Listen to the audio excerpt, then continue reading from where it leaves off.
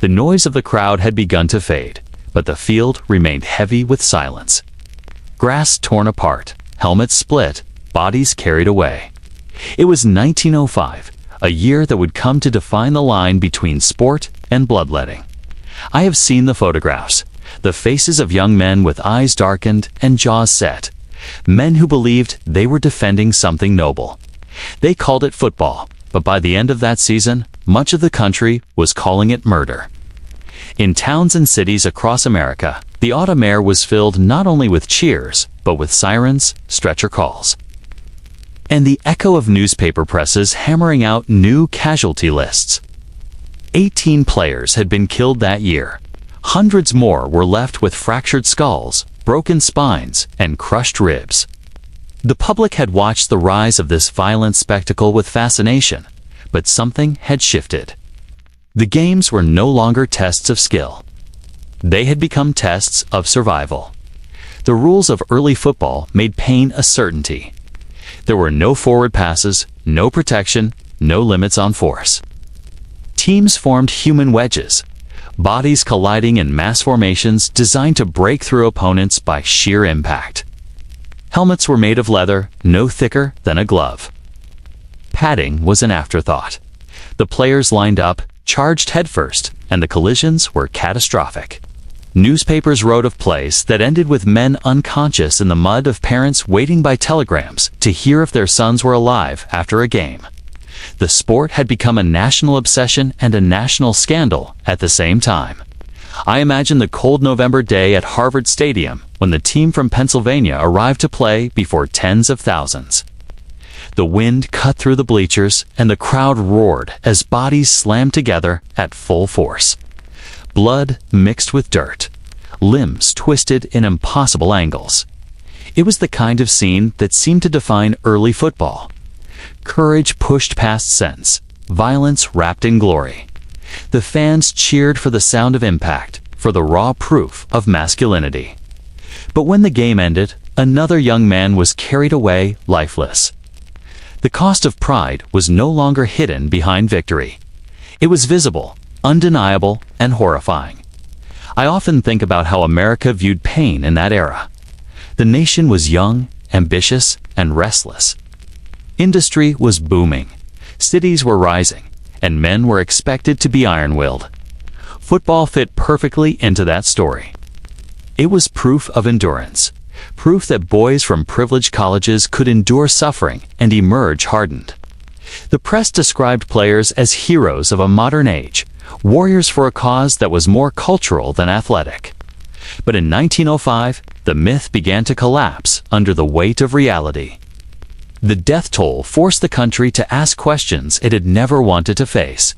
The tragedy did not strike once or twice. It came in waves. Harold Moore, a halfback from Union College, died after a brutal head injury in a game against New York University. Eugene Byrne of the University of Pennsylvania collapsed with a fractured skull. The list went on. The season read like a war ledger. Each weekend brought another obituary, another reminder that the line between valor and recklessness was growing thin. Some newspapers refused to print the box scores, choosing instead to publish the names of the dead. Parents began to speak out. Mothers wrote letters to editors demanding that their sons' schools end the sport entirely.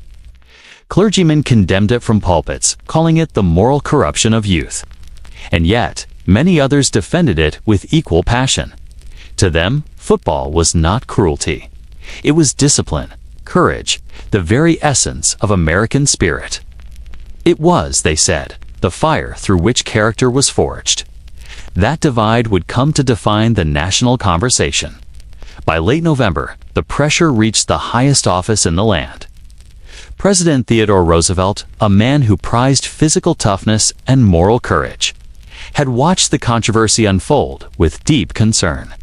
He had been a lifelong believer in the strenuous life, in the idea that hardship was essential to virtue. But even Roosevelt saw that the brutality of football was out of control. His own son played the game at Harvard, and the thought of losing him to a sport intended to build character haunted him. In letters and speeches, Roosevelt spoke of reform, not abolition. He argued that football, in its purest form, could teach the discipline and endurance that built great men. But if it continued on its path of unchecked violence, it would destroy itself. The game stood at a crossroads, and Roosevelt made it clear that America would have to choose. The newspapers seized on his words. The president intervenes in the football war. Read one headline. Harvard, Yale, and Princeton were summoned to the White House. It was not a symbolic meeting. It was a reckoning. The nation's most powerful schools were told in unmistakable terms, reform your game or watch it be banned. The future of football depended on whether men could find a way to civilize their own creation. I think about that moment often, when the fate of an entire sport was held in the hands of a few college administrators and a president, who believed in both courage and restraint. They faced the impossible question that still haunts the game today.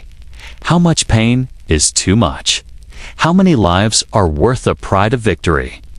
The field of 1905 was not yet the field we know today. It was a place where death was an accepted risk, where players entered with no promise of leaving whole.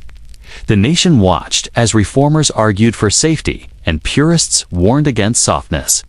It was not just a debate about rules. It was a debate about identity. Could a sport built on collision survive if stripped of its brutality? Could America love a game that no longer mirrored its appetite for dominance? That winter, as the season ended and the snow fell over empty stadiums, football seemed to stand still. The blood had dried, but the questions remained. The sport had given young men purpose, but it had also taken lives. It had united crowds in passion, but it had divided a nation in conscience. The silence that followed the last whistle of 1905 was not relief. It was fear. In that silence, the future of football hung in balance. The game would either evolve or die. Its defenders spoke of honor and courage. Its critics spoke of barbarism and shame. And somewhere between those voices, America began to see the reflection of itself. Football had become more than a game. It had become a test of what kind of country it wanted to be. When I look back now, more than a century later, I see that moment as the first great moral reckoning in American sports. The 1905 crisis was not simply about broken bones or lost lives. It was about the collision between progress and tradition, between pride and humanity. The season that almost destroyed football also saved it, but the cost would never be forgotten. The echoes of that year still live in every helmet, every rulebook, every debate about safety that defines the game today. Football was born in violence, and it was nearly buried by it. In 1905, it faced its own mortality and forced a nation to confront its appetite for danger. Out of that blood came reform, and out of that reform came the sport we know. But before the healing, there was the outrage. Before the legend, there was the silence after the crowd had gone home. And the question that still lingers over every field: how much blood is too much for a nation's pastime? The beginning of the 20th century was a restless time in America. The country was swelling with energy, driven by industry, invention, and a rising belief in power as virtue. Steel, railroads, and electricity were transforming cities into engines of ambition. Men were leaving farms for factories. Young people were flooding into colleges, and the idea of progress was worshipped like a new faith. In this era, toughness was not simply admired. It was required. To be weak was to be irrelevant. To be strong was to be American. Football arrived at that moment like a reflection of the nation's soul. It was born in the Ivy League, in the manicured lawns of Harvard, Yale, and Princeton, where the sons of privilege sought to prove their strength through controlled violence. The game was descended from rugby, but quickly evolved into something harder, faster, and far more dangerous. It was a test of courage disguised as sport, an arena where young men could enact the country's obsession with competition and conquest. It was rough, chaotic, and gloriously unforgiving. By 1900, college football had already taken root as a spectacle. Games between Yale and Harvard drew crowds of 40,000, filling wooden bleachers and city streets. The players wore canvas pants, wool sweaters, and thin leather caps that did little to protect them. The rules were minimal and brutal. A team could form a wedge of men and charge forward as one, crushing whoever stood in the way. Players collided headfirst with no padding, no medical supervision, and no understanding of the damage being done to their bodies. It was violence presented as virtue, and for a while, America loved it. But beneath the cheers, something darker grew. The injuries were piling up, and the papers could no longer hide them. The New York Times called football the most dangerous game ever devised. The Chicago Tribune printed weekly casualty lists. Between 1900 and 1905, dozens of players died on fields across the country. Some collapsed instantly.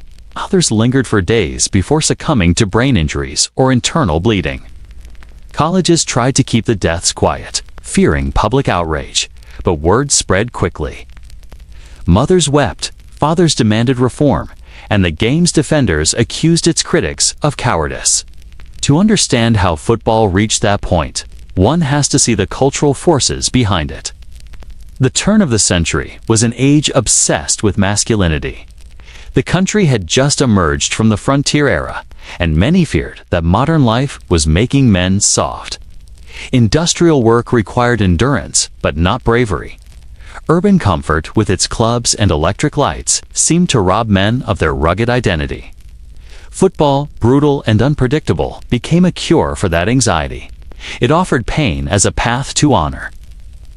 The Ivy League turned the game into a ritual of controlled suffering.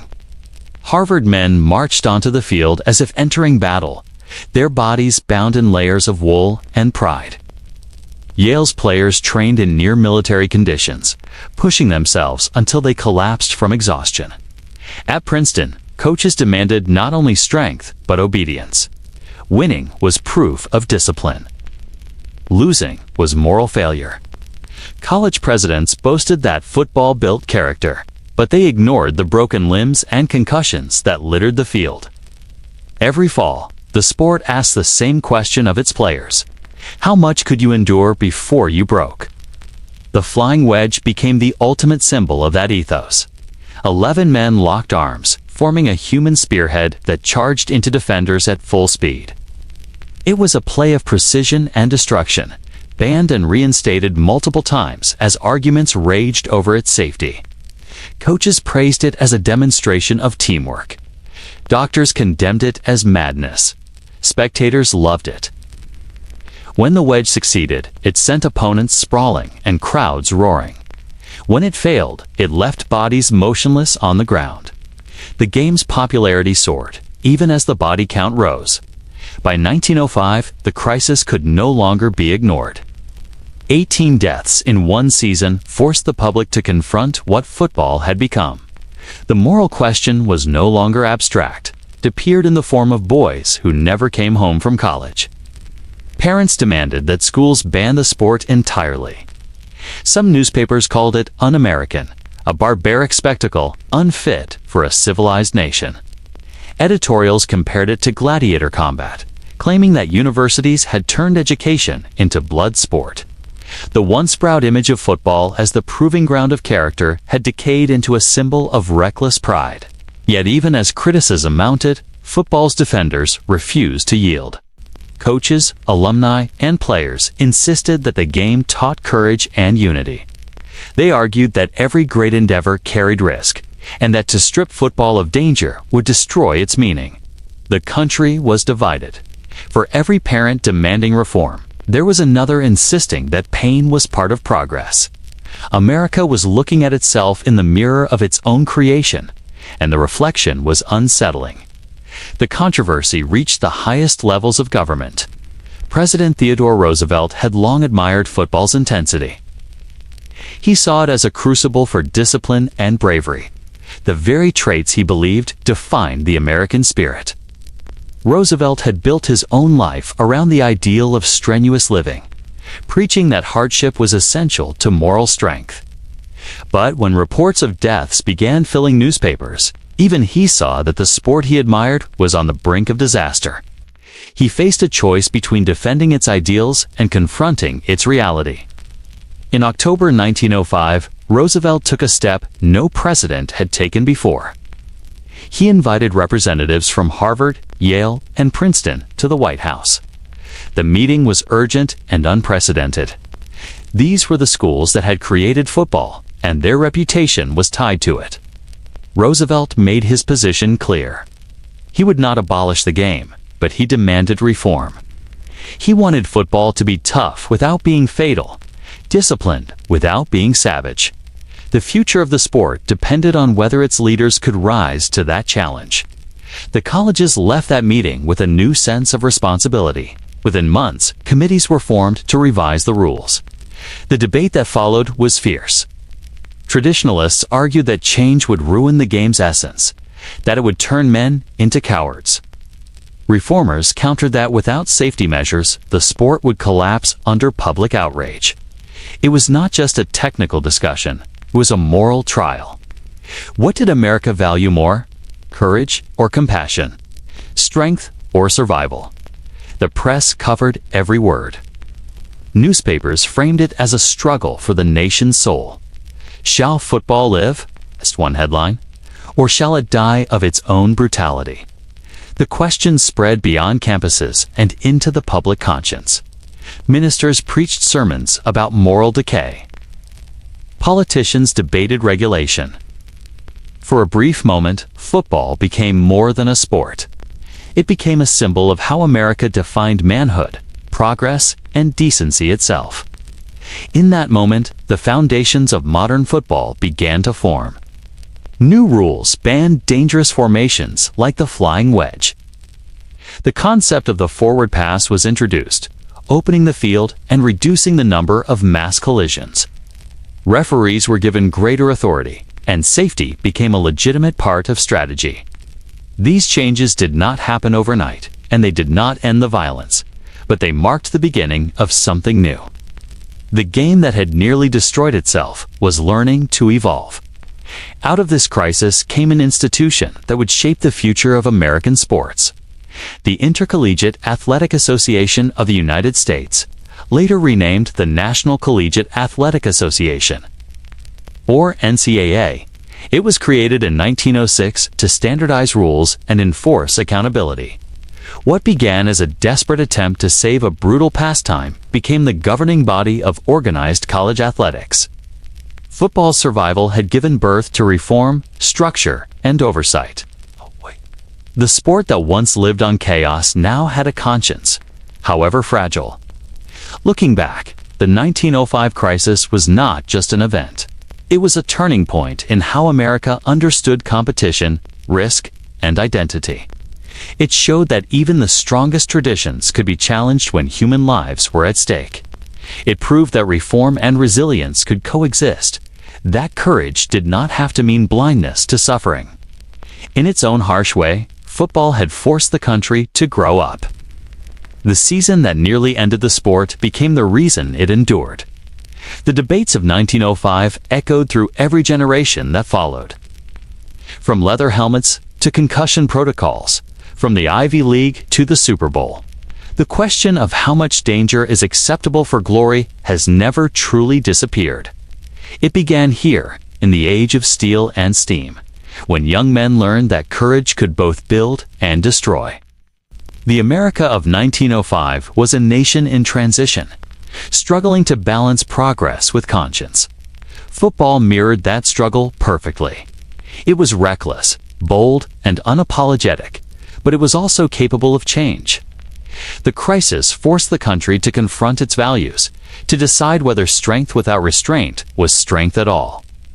What emerged from that decision was more than a game. It was a cultural institution, forged in blood but tempered by reform, destined to become both a source of pride and a mirror of controversy. The legacy of that era still defines football today, in every rule change, every safety debate, and every argument about what it means to be tough. This is where the story of modern football truly begins. In the firestorm of 1905, when outrage meant opportunity and survival demanded transformation, The echoes of that year would carry across a century, shaping how the game and the nation would grow together. The sport did not die on that field. It was reborn there. It began not in the factories or the farmlands, but in the manicured quads of America's most prestigious colleges. Football was not yet a national spectacle. It was a brutal experiment, born from young men who believed pain was proof of character. The game's earliest roots traced back to the late 1860s and 1870s, when the Sons of America's upper class sought a pastime that mirrored the nation's restless energy. They found it in a strange fusion of rugby and soccer, a contest that rewarded courage as much as chaos. At Harvard, Yale, and Princeton, football became more than recreation. It became a test of manhood. In those days, the field was a battlefield in miniature. The players wore no helmets, no pads, and no real protection other than pride. The ball itself was a symbol of defiance, leather stiff and hard to control, passed not through the air, but pushed forward by raw human will. The sport was defined by what was known as the mass play, where dozens of players collided in compact formations, driving forward like a human avalanche. It was a test of endurance and brute strength, a violent display that often ended in injury or worse. Harvard's team, one of the early pioneers, reveled in its reputation for toughness. In the early 1880s, the university's players developed variations of the flying wedge, a formation designed to smash through defenses by sheer momentum.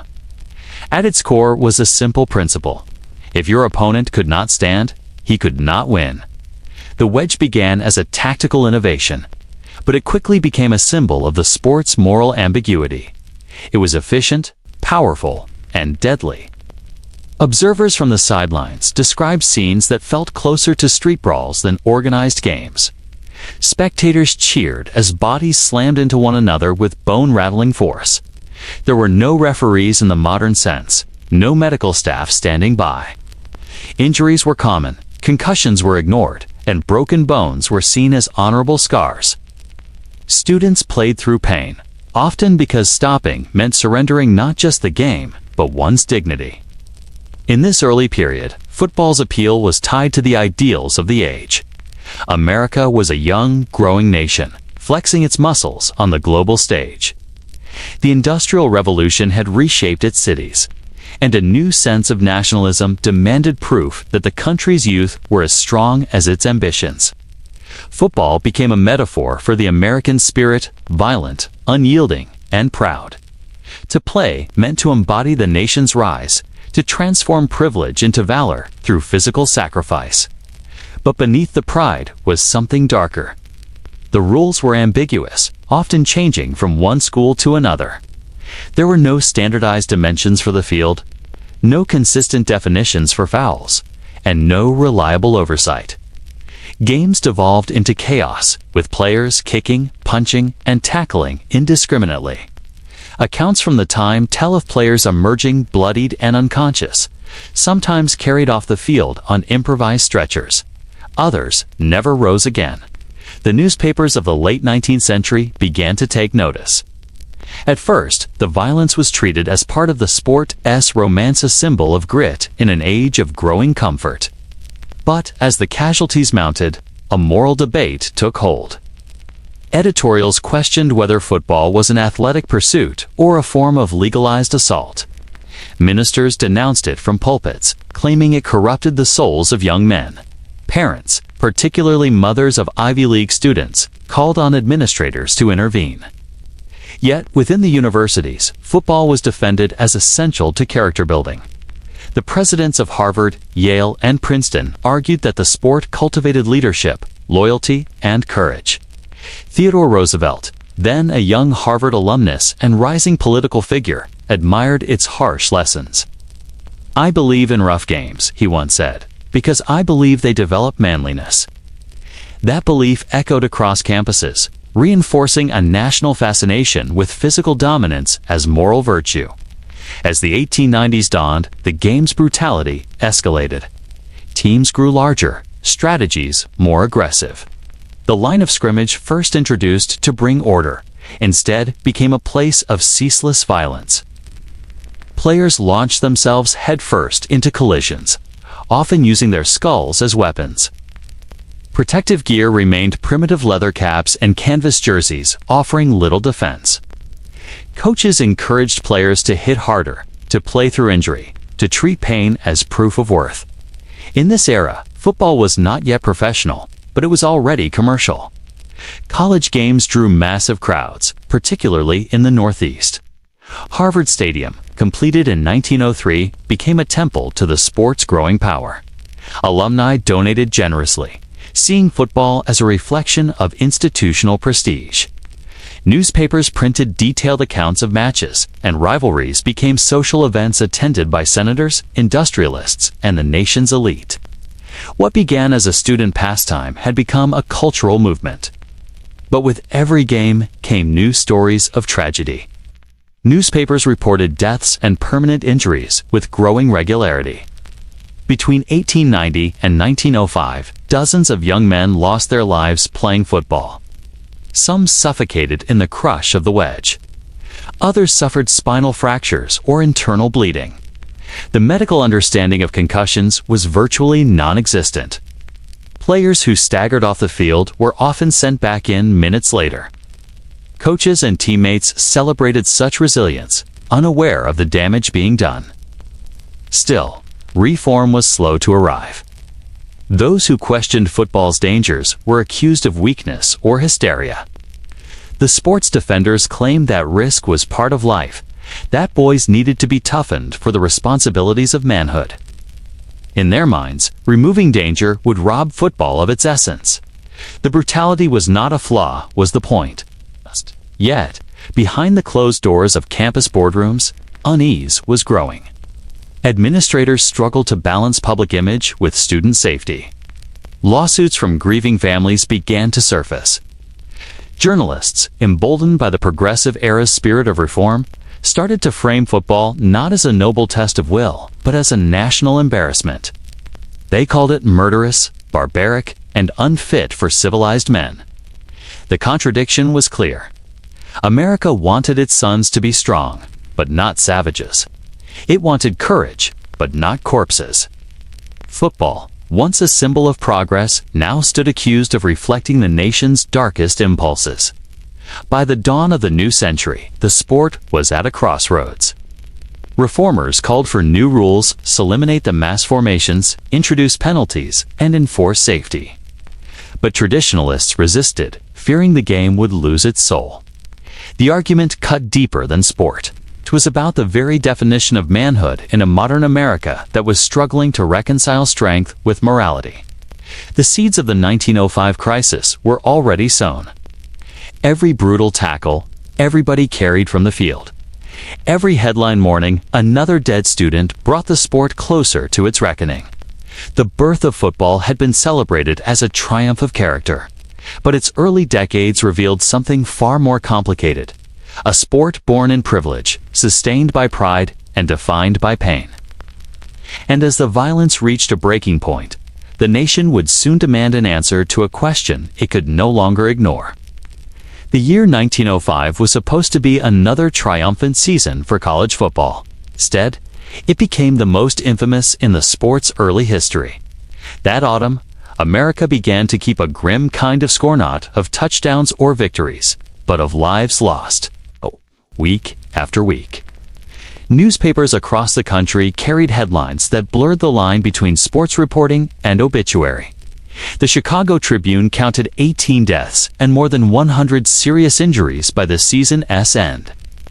Some reports claimed the toll was even higher as rural colleges and small-town teams went unrecorded. The country, for the first time, began to ask whether the game it loved was worth the blood it cost. The injuries read like dispatches from a battlefield. At Union College in Schenectady, a player died from a fractured skull after a pileup on the goal line. In Indiana, a high school boy's spine snapped when he was caught beneath a collapsing wedge. At the University of Pennsylvania, a running back was trampled unconscious and never woke again. These were not isolated tragedies. They were symptoms of a game that rewarded destruction. The rules of the time allowed mass momentum plays in which entire teams locked arms and hurled themselves at the defense. There was no forward pass to relieve the pressure, no penalties for head-first collisions. Every play was a storm of bodies. Spectators, at first enthralled by the chaos, began to flinch at what they saw. Some games resembled riots more than competitions. Players were dragged off fields in stretchers made from broken benches. Doctors, where present, treated concussions with little more than smelling salts and a pat on the back. Coaches urged the injured to get up and finish the game, repeating the mantra that pain was temporary, but victory eternal. In truth, pain was often permanent. Broken necks and shattered jaws were not the exceptions. They were the rituals of the sport. The newspapers began to print the names of the dead in lists. College presidents received letters from parents pleading for reform. In Boston, the Evening Transcript called football a national disgrace. The New York World described the sport as organized homicide. Even the Harper's Weekly, usually a defender of upper-class traditions, published editorials questioning how institutions that claimed to shape the leaders of tomorrow could justify such carnage. What had begun as an Ivy League pastime had now become a national controversy. Each weekend seemed to add another casualty. In Minnesota, a young player named Clyde Barden collapsed during practice, his lungs crushed beneath the weight of a pileup. In Kansas, a halfback named Harold Moore died after being struck in the temple by an opponent's knee. In St. Louis, a boy of 17 was killed when his skull split against the frozen ground. The public could no longer pretend these were accidents. They were inevitabilities of a sport that glorified impact and despised weakness. President Theodore Roosevelt, a lifelong advocate for strenuous living, began to take notice. He had once praised football for producing the kind of man who is not afraid to face a hard fight. But now, with headlines mounting and universities under fire, even Roosevelt saw the danger of letting the sport continue unchanged. Behind the scenes, he received letters from concerned educators and physicians urging him to act. The president, a former Harvard athlete himself, understood both sides of the conflict. Football, to him, represented the American ideal of courage and resilience. But if it continued unchecked, it threatened to become the symbol of moral failure. By October 1905, the national mood was turning. Clergymen spoke against the game from their pulpits. School boards debated banning it outright. Prominent figures called it the curse of our universities. The question was no longer whether football could build character, was whether it could survive public outrage. For the players themselves, the reality was even harsher. Those who stepped onto the field did so knowing the risks.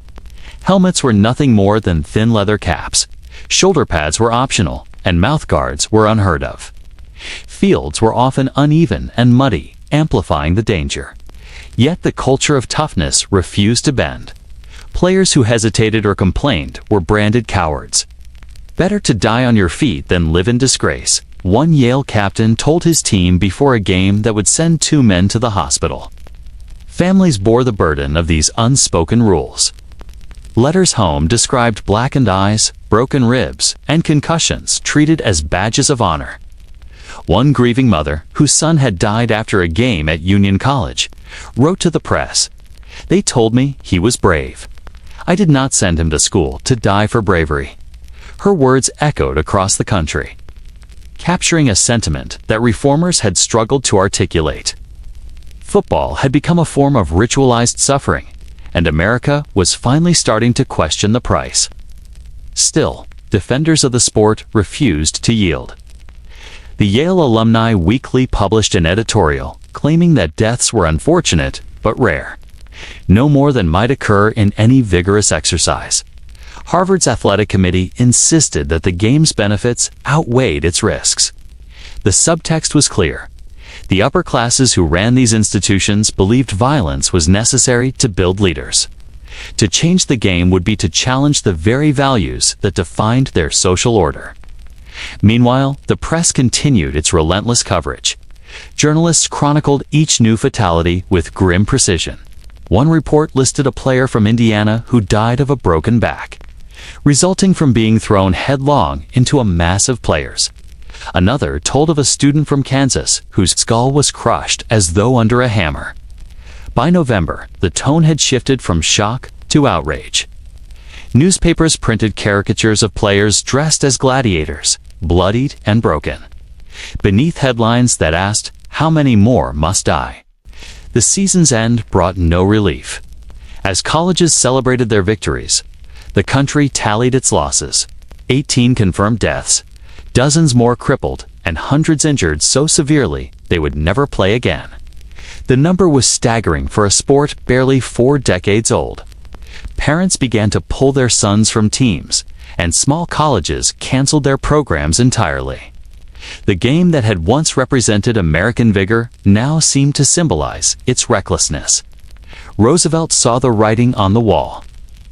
In December, he called for a meeting at the White House with representatives from Harvard, Yale, and Princeton, the sport's moral and cultural epicenter. He demanded reforms to curb the violence, insisting that football must change or perish. It was a decisive moment in the history of American sport, one that would mark the beginning of organized oversight and the birth of modern regulation. But in the weeks before that meeting, as the nation argued over football's fate, the human cost remained impossible to ignore. The survivors of the 1905 season carried their scars quietly. Some limped for life, their bones never healing properly. Others struggled with chronic pain, headaches, and what doctors called neurasthenia, the vague term for what we now recognize as trauma. They were the ghosts of a season that nearly ended the sport forever. And though time would soften the headlines, the memory of that blood-soaked year would haunt football's conscience for generations. Football's evolution had always been driven by pride and pain. But in 1905, America began to see that the line between the two was thin, almost invisible. The sports champions had promised to build strong men. Instead, they had built a spectacle that left bodies behind on every field in the country. The question now was whether those bodies would be the foundation of reform, the gravestones of a national obsession. In the early years of the 20th century, college football was more than a sport. It was a declaration of institutional pride. Nowhere was this more evident than among the giants of the Ivy League. Harvard, Yale, and Princeton stood at the top of the academic and athletic hierarchy, locked in a rivalry that defined not only their campuses, but also the nation's perception of masculinity and success. Every autumn, their clashes drew thousands of spectators, from politicians to industrialists, all eager to witness what the press called the struggle for supremacy. Yet, behind the cheers and the pomp, those games were something else entirely, a war disguised as tradition. The rivalry between Harvard and Yale was already infamous by the 1890s. It was said that no event in America drew more attention except the presidential election. The annual contest was more than a game. It was a statement about class, courage, and cultural dominance. For the sons of America's elite, victory on the football field was a badge of identity. Defeat was humiliation. The stakes, though unspoken, were far greater than points on a scoreboard. Each school saw itself as the true cradle of American leadership, and football became the weapon through which that supremacy was tested. The problem was that this competition had no limits. The more brutal the game became, the greater the glory. Coaches measured success not only in wins, but in how many players left the field bleeding. The Ivy League embraced a philosophy of controlled savagery. Harvard's flying wedge became both a tactical masterpiece and a symbol of defiance. Yale's coaches drilled their linemen to strike with their foreheads, believing pain was a test of will. Princeton's teams prided themselves on endurance, often training until players collapsed. Within these walls of privilege, violence became a language of excellence. Student newspapers reinforced the mythology. The Harvard Crimson published poems celebrating those who fell for the Crimson cause. At Yale, letters home described games as heroic battles where men were measured by how much punishment they could endure. Injuries were not tragedies. They were rites of passage.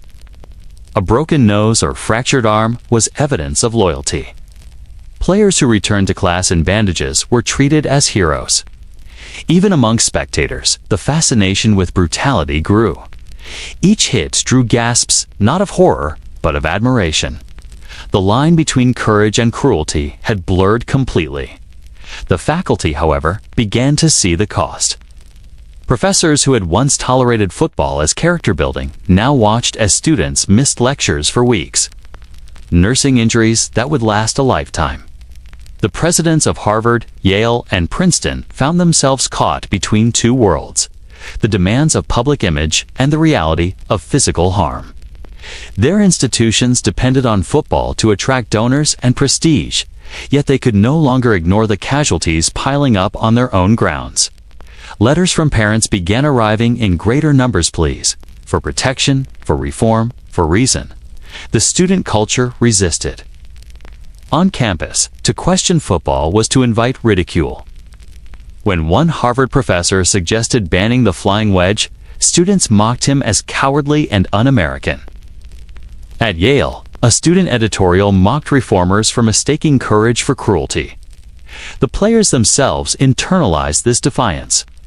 They viewed their suffering as proof that they were part of something larger, a noble fraternity of endurance. The deeper the bruises, the greater the respect. The media only fueled the madness. National papers framed Ivy League games as grand moral theater. Photographs captured bloodied faces and torn uniforms, printing them alongside headlines that celebrated heroic grit. The elite universities' pillars of intellect and influence had become promoters of spectacle. The contradiction was stunning.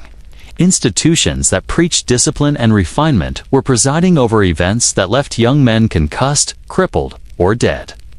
By the early 1900s, these rivalries had turned into arms races of violence. Coaches recruited heavier, stronger players, often from outside the traditional student body. Training became militarized. At Yale, players practiced tackling against wooden dummies designed to mimic human torsos.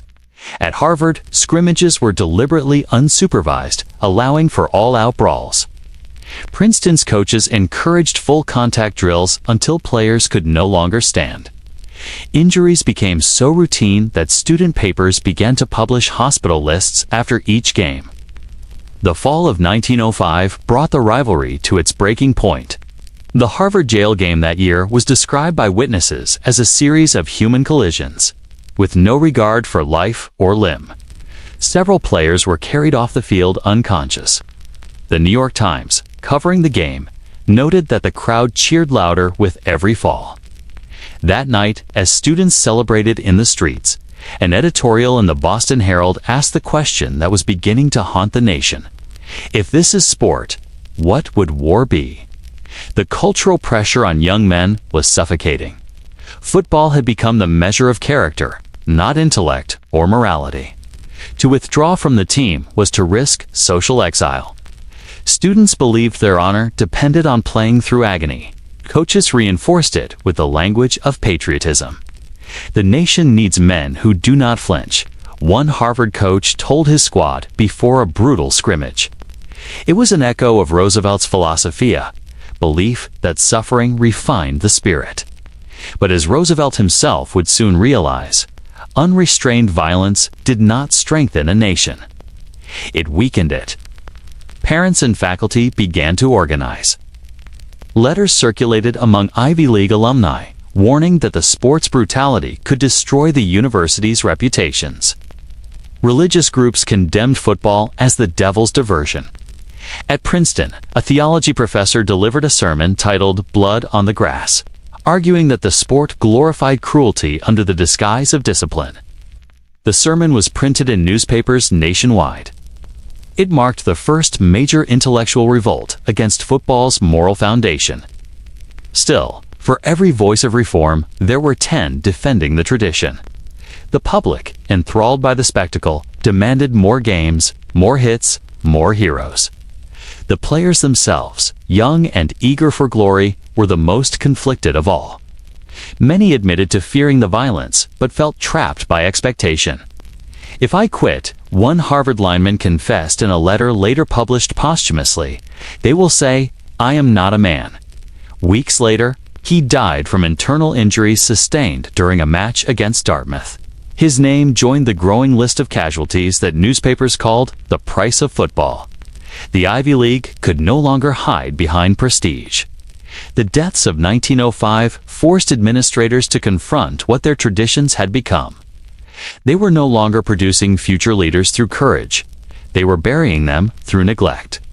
For the first time, Harvard's president, Charles Eliot, publicly condemned football, calling it a sport fit only for savages. His words sent shockwaves through academia.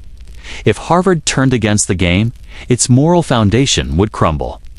In truth, the Ivy League war was not only a conflict between universities. It was a cultural reckoning between old ideals and a new conscience. America was beginning to outgrow the myth that violence proved virtue.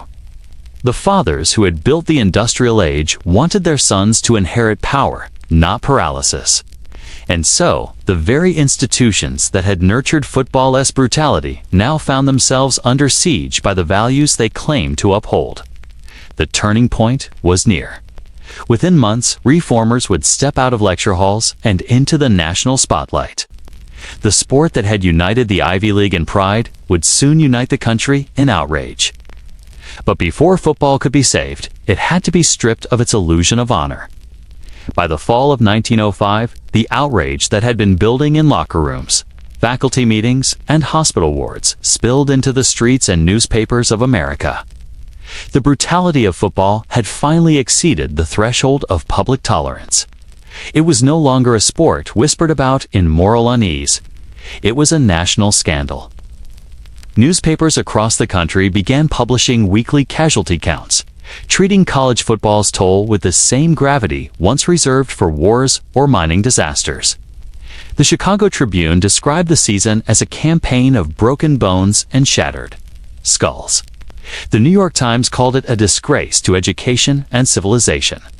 Editorials demanded action, reform, or abolition. The figures were grim. 18 young men were dead. Scores were maimed, blinded, or paralyzed. The injuries ranged from crushed ribs to snapped necks. And while some of those deaths occurred in sandlot games or small colleges, the moral stain touched the elite. Harvard, Yale, Princeton names, once synonymous with refinement, were now associated with organized savagery. The image of the scholar-athlete had curdled into that of a brawling brute. The university field had become a gladiator's pit. Harper's Weekly published a series of illustrations showing players collapsed in heaps of mud, surrounded by horrified spectators. Beneath one drawing ran the caption, "The Cost of Glory." It wasn't satire. It was condemnation. America, still defining itself as a modern industrial power, found itself wrestling with an uncomfortable contradiction. Could a civilized nation justify a sport that looked increasingly barbaric? Every week brought another outrage. A halfback at Union College died after his skull was crushed in a pileup. A young man at Unionville High collapsed on the field and never woke. At Penn, a player suffered internal bleeding that went unnoticed until it was too late. These weren't isolated incidents. They were the rhythm of the season. Reporters started describing football not as a pastime, but as a slaughter. Moral leaders from pulpits to political halls took notice. Churches denounced the sport as immoral. Some ministers called it the devil's training ground. In cities like Chicago, Cincinnati, and Boston, mayors publicly debated whether to ban the game outright. Reformers invoked the progressive spirit of the age, arguing that football had become the symbol of unrestrained male aggression, a symptom of a nation drunk on violence and industrial might. The sports defenders countered that toughness was precisely what America needed. To them, danger was not a flaw, but a virtue. Yet even among these loyalists, the sense of unease grew. One editorial in the Boston Globe captured the nation's confusion. Football makes men, they say. But if a man's making requires a funeral, perhaps we have mistaken the meaning of strength. That sentence cut to the core of the crisis. Football had come to represent more than a game. It was the embodiment of national identity. To abolish it felt like an act of cowardice. To defend it felt like moral blindness. America stood divided between the virtues of toughness and the cost of human life. Universities found themselves in impossible positions. Harvard's president, Charles Eliot, a towering figure in higher education, declared football unfit for gentlemen. He argued that no academic institution could call itself moral while hosting a sport that rewarded brutality over intellect. His words sent shockwaves through the Ivy League. If Harvard withdrew, the entire collegiate order might collapse. Meanwhile, Yale, where the legendary Walter Camp still held enormous influence, refused to yield. Camp, known as the father of American football, saw reform as weakness. He believed the sport merely needed refinement, not moral purification. To him, the outcry was hysteria. Every vigorous sport has its dangers, he argued. But the public no longer agreed. The scale of the injuries, the repeated deaths, the grotesque news photographs of bandaged young men, they painted a portrait that no rhetoric could erase.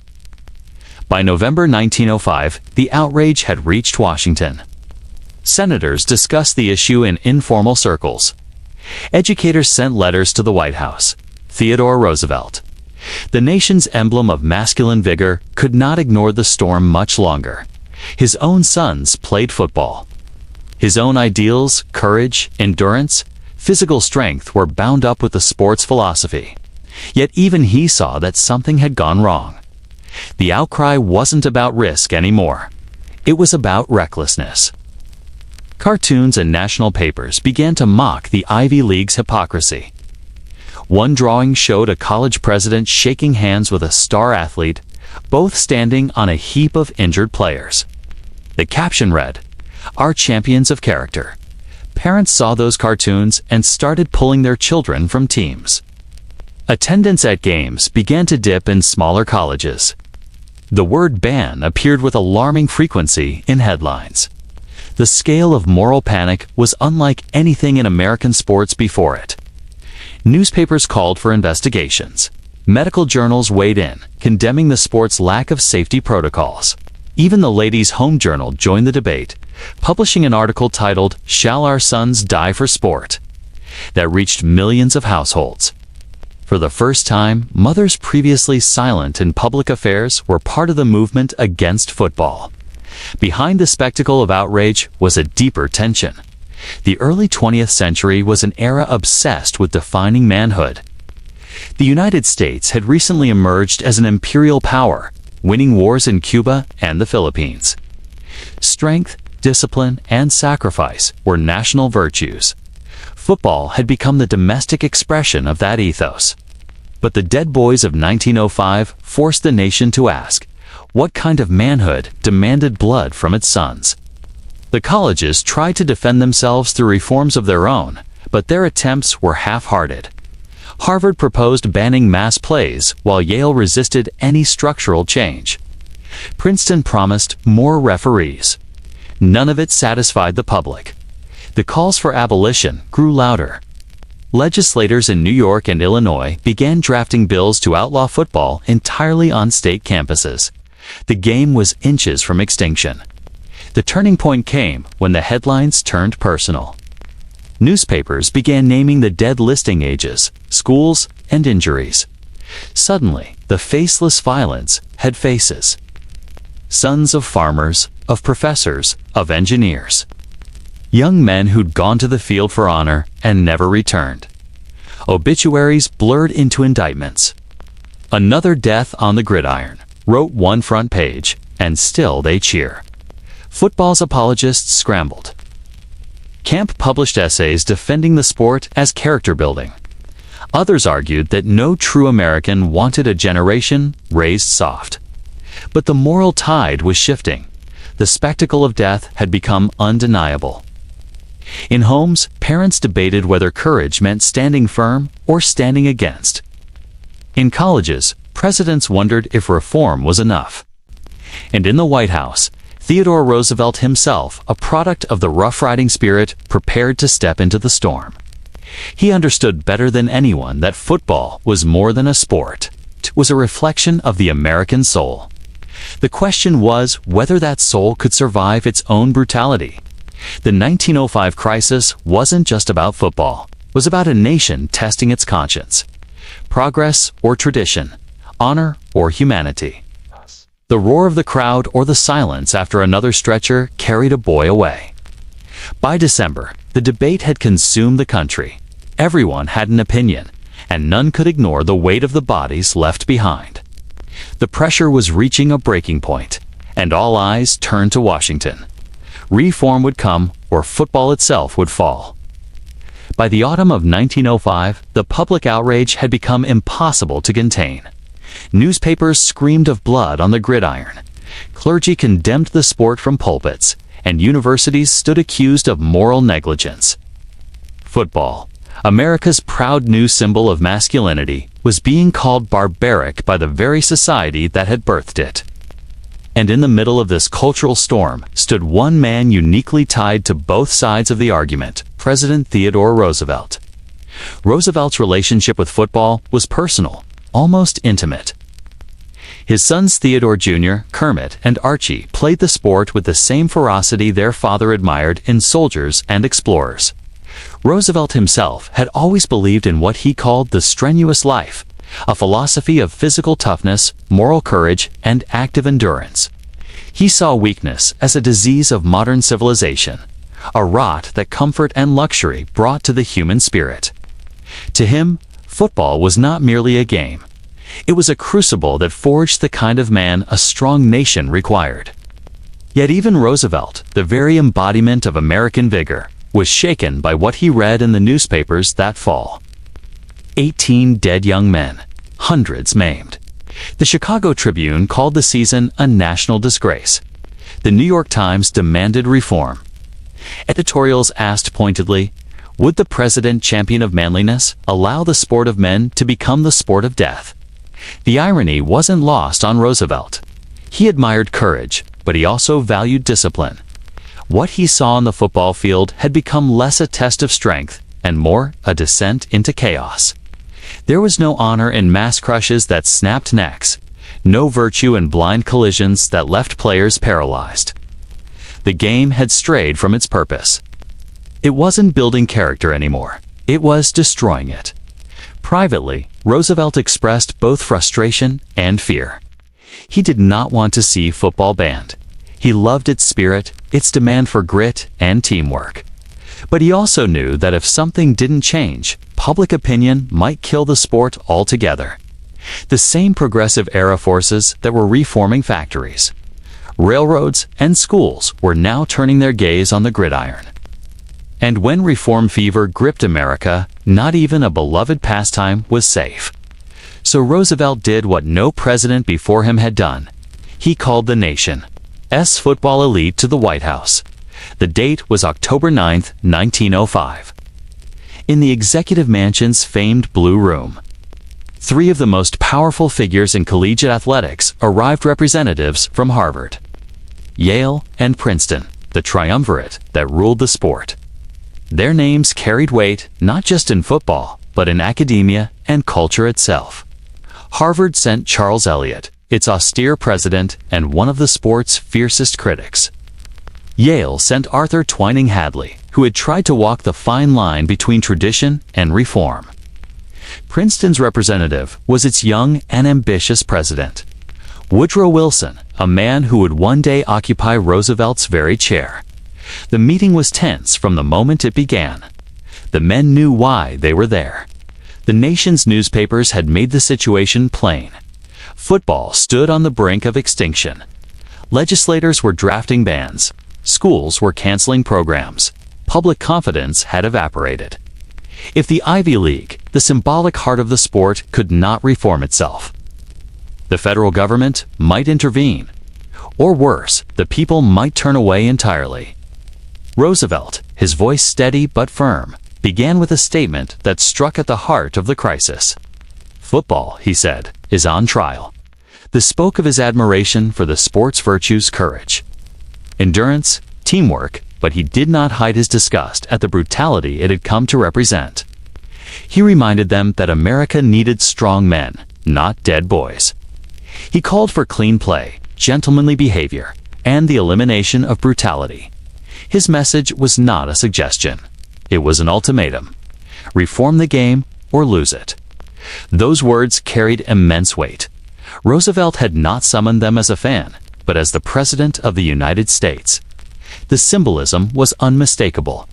The leader of the free world was demanding moral discipline from the leaders of American sport. It wasn't just football survival that hung in the balance, but the nation's idea of itself, how it defined strength, courage, and fair play. The men debated, argued, and hedged. Walter Camp, the father of football, though not in the room, was a ghostly presence hovering over every sentence.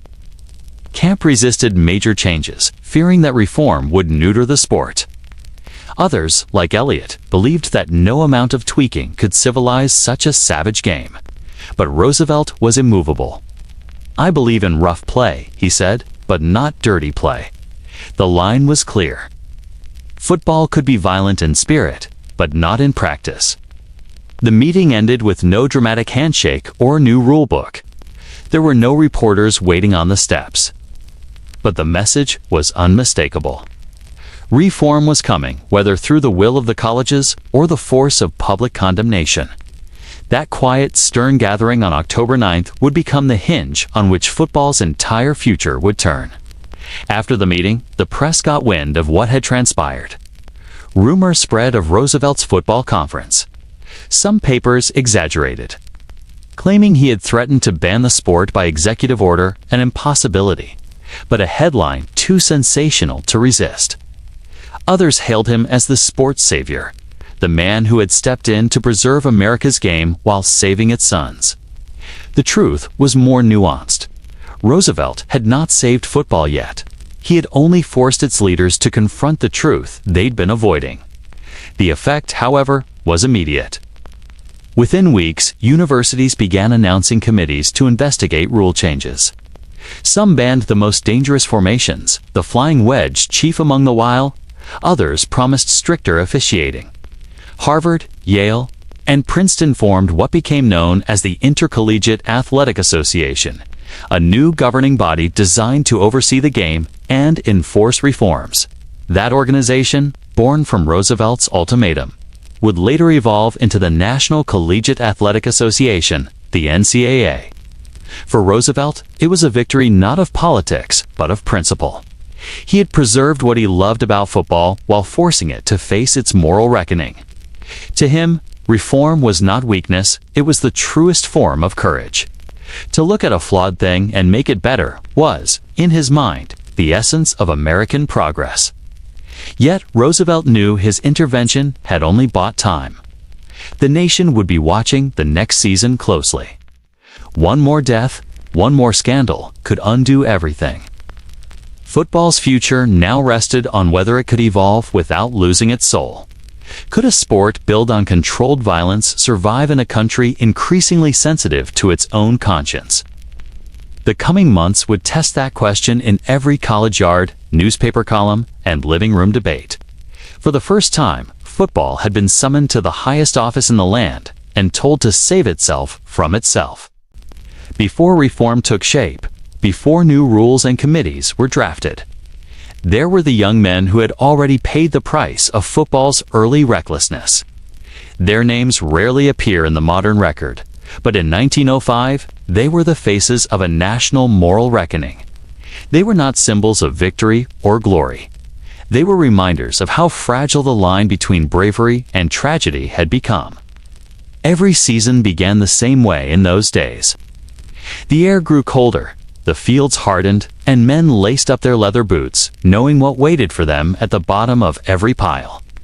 There were no helmets, no face masks, and no medical staff standing by. Bones snapped, skulls cracked, and blood darkened the soil long before the first touchdown was scored. But players returned to the field again and again. They told themselves this was manhood. This was what courage demanded. Harold Moore was one of them. A halfback for Union College in New York, Moore was described as quick, fearless, and stubbornly devoted to the game. On November 4, 1905, his team faced New York University in what should have been an unremarkable contest. Midway through the game, Moore carried the ball straight into a wall of defenders. There was no forward pass to escape the crush, no protective gear to soften the blow. He disappeared into a mass of bodies, and when the players finally scattered, he did not rise. The crowd went silent. Moore had fractured his spine. He died hours later in a hospital bed, his teammates still wearing their muddied uniforms. His death was not unique. That same week, across the country, another young man named Eugene Byrne met a similar fate. Byrne played for Harvard's second team, a tough and unheralded group used to sharpen the varsity squad. During a practice session, he dove into a play that went wrong from the start. His neck snapped on impact. He lingered for days, unable to move, before finally succumbing. Newspapers reported the story with horror and pity. The Boston Herald wrote that Byrne's death cast a long shadow upon the gridiron. It was not an isolated incident. It was one of many. The list from that year reads like a war memorial. Clarence Brody of Wisconsin, George Adams of Cincinnati, Harold Moore of Union, Eugene Byrne of Harvard. 19 dead in one season and hundreds more injured so severely they would never play again. Broken ribs, punctured lungs, dislocated vertebrae, severed nerves. Skull fractures ended lives within minutes. Doctors began speaking out, calling football organized human wreckage. The public started to ask whether the sport's appetite for toughness had gone too far. And yet, within the teams themselves, the mindset was different. Pain was not an alarm, but a badge. Men were celebrated for limping off the field, for finishing games with broken fingers, for staying conscious through concussions that would now be considered catastrophic. Coaches praised the ones who never flinched, who met the wedge head-on without hesitation. The game's heroes were not measured by yards gained, but by blows endured. Walter Camp himself once said that football's value lay in the test of nerve and endurance. He saw physical punishment as a necessary teacher of discipline and courage. To many, that idea was intoxicating. It aligned with the national mood of the time, a culture obsessed with masculinity, toughness, and the frontier spirit. Football became the new wilderness, the modern arena where boys could prove themselves in a world that was rapidly becoming industrial and comfortable. But beneath that romance was the slow toll of shattered bodies and grieving families. College presidents began receiving letters from parents begging them to abolish the game. "My son went to your university to learn," one mother wrote, "not to die." The sentiment was echoed across editorials nationwide. The Chicago Tribune called football a public menace. The Outlook described it as a form of warfare, more savage than civilized. For every player like Harold Moore or Eugene Byrne, there were dozens who carried invisible injuries long after the games ended. Fractured skulls that caused seizures. Internal bleeding mistaken for fatigue. Brain trauma that had no name yet. Contemporary doctors were beginning to observe patterns they couldn't yet explain. They saw men who grew forgetful, irritable, and withdrawn after repeated blows to the head. Some suffered uncontrollable tremors or mood swings. A few ended their lives in despair. The term chronic traumatic encephalopathy would not exist for another century, but its earliest victims were already walking among them. The paradox of football in 1905 was clear. Sport demanded sacrifice, and the nation applauded it until the cost became visible. Those who died were honored as martyrs for courage, but their deaths forced a grim question into public consciousness. How many broken bodies could a game justify in the name of manhood? Could a sport survive if its defining feature was destruction? For the players themselves, the answer was complicated. Many knew the risks and played anyway. Football was a stage where courage could be proven in ways that life rarely offered. To back down was to admit weakness, and weakness was the one sin early 20th century America refused to forgive. College men were raised in a culture that linked physical bravery with moral strength. The bruises were proof of character. The scars were proof of honor. To die on the field was tragic, but to live without courage was worse. When President Roosevelt called for reform that year, many players resisted. They saw his appeal as an insult to their toughness. Letters poured into newspapers defending the sport. One former player wrote, "We know the danger, and we accept it. It is not death we fear, but disgrace." His words captured the essence of a generation raised on the belief that life's worth was measured by endurance. Reformers, he said, were soft men who didn't understand the bond forged in pain. But as the deaths mounted, even the most devoted loyalists began to question their faith. Coaches who once glorified aggression started demanding cleaner play. Some universities canceled their seasons altogether. Columbia, Northwestern, and Stanford withdrew from competition, citing moral duty. The game had crossed a threshold that even its fiercest defenders could no longer ignore. For the families of those lost, the reforms came too late. Harold Moore's funeral drew hundreds of mourners. His teammates carried his casket in silence, their faces pale and hollow. Eugene Burns' death sent shockwaves through Harvard, where students wept openly at his memorial. His father's letter to the administration was simple and haunting. "You cannot give me back my son, but you can give other sons a chance to live." That plea echoed through the halls of every major university that winter. It transformed grief into movement, outrage into reform. The names of the fallen, Moore, Byrne, Adams, Brody, and others, became rallying cries for a safer, more honorable version of the sport. Their courage and their suffering became the moral foundation upon which modern football would be rebuilt. As the 1905 season closed, the headlines that once celebrated victory now chronicled death tolls. The public mood had changed. The nation was no longer willing to watch its sons bleed for entertainment. What had started as an experiment in character building had turned into a national reckoning. Football's future would depend on whether it could shed its blood-soaked past and still hold the heart of the American spirit. These men, the ones who played knowing what might happen, who charged into danger for pride, loyalty, and the sheer will to win, did more than shape a sport. They became its conscience. Their sacrifice forced the game to evolve, to choose between destruction and discipline. And that choice would define everything that came next. When the dust of the 1905 season settled, America faced a choice that stretched far beyond the gridiron. The sport that had once symbolized the vigor of youth now represented something darker, a national appetite for violence disguised as tradition. Reformers saw the moment as a moral reckoning. Purists saw it as a betrayal. What followed was not simply a debate over football's rules, but a battle for its soul.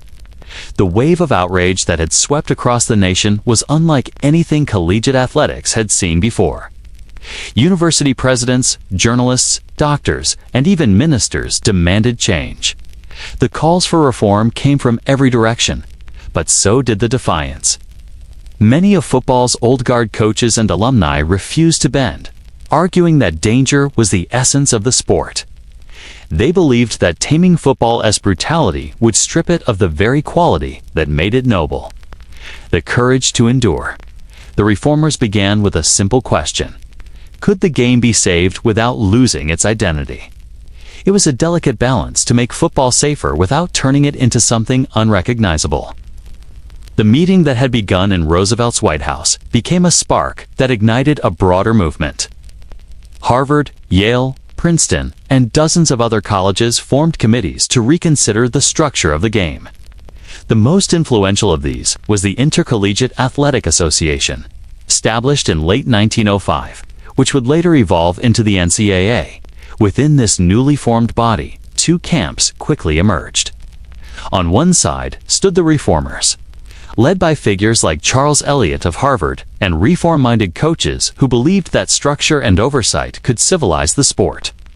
On the other side stood the traditionalists, many of them followers of Walter Camp, who feared that meddling reformers would ruin the game's competitive purity. Walter Camp had long been football's patriarch. He had shaped its earliest rules, introduced the concept of downs, and codified much of what defined the game. To Camp, reform was not progress, it was intrusion. He argued that football's physical intensity was not a flaw, but its virtue. The game teaches discipline, he once said, and discipline is born of hardship. In his view, injury and danger were the crucibles that forged resilience. He saw reform as the first step toward softness, an erosion of the masculine ideals that football had been built to defend. But the reformers had something Camp did not: public momentum. The deaths and injuries of 1905 had turned sympathy to fury. Editorial boards across the country began openly mocking the resistance. "Must our sons die?" asked the New York Evening World, "so that Yale may keep its traditions?" The reformers used this moral pressure to demand concrete change. Among their proposals was a revolutionary idea that had existed in whispers for years but had never been legalized: the forward pass. At the time, football was played almost entirely on the ground, dominated by brute force and collisions. The forward pass promised a new era of strategy and finesse.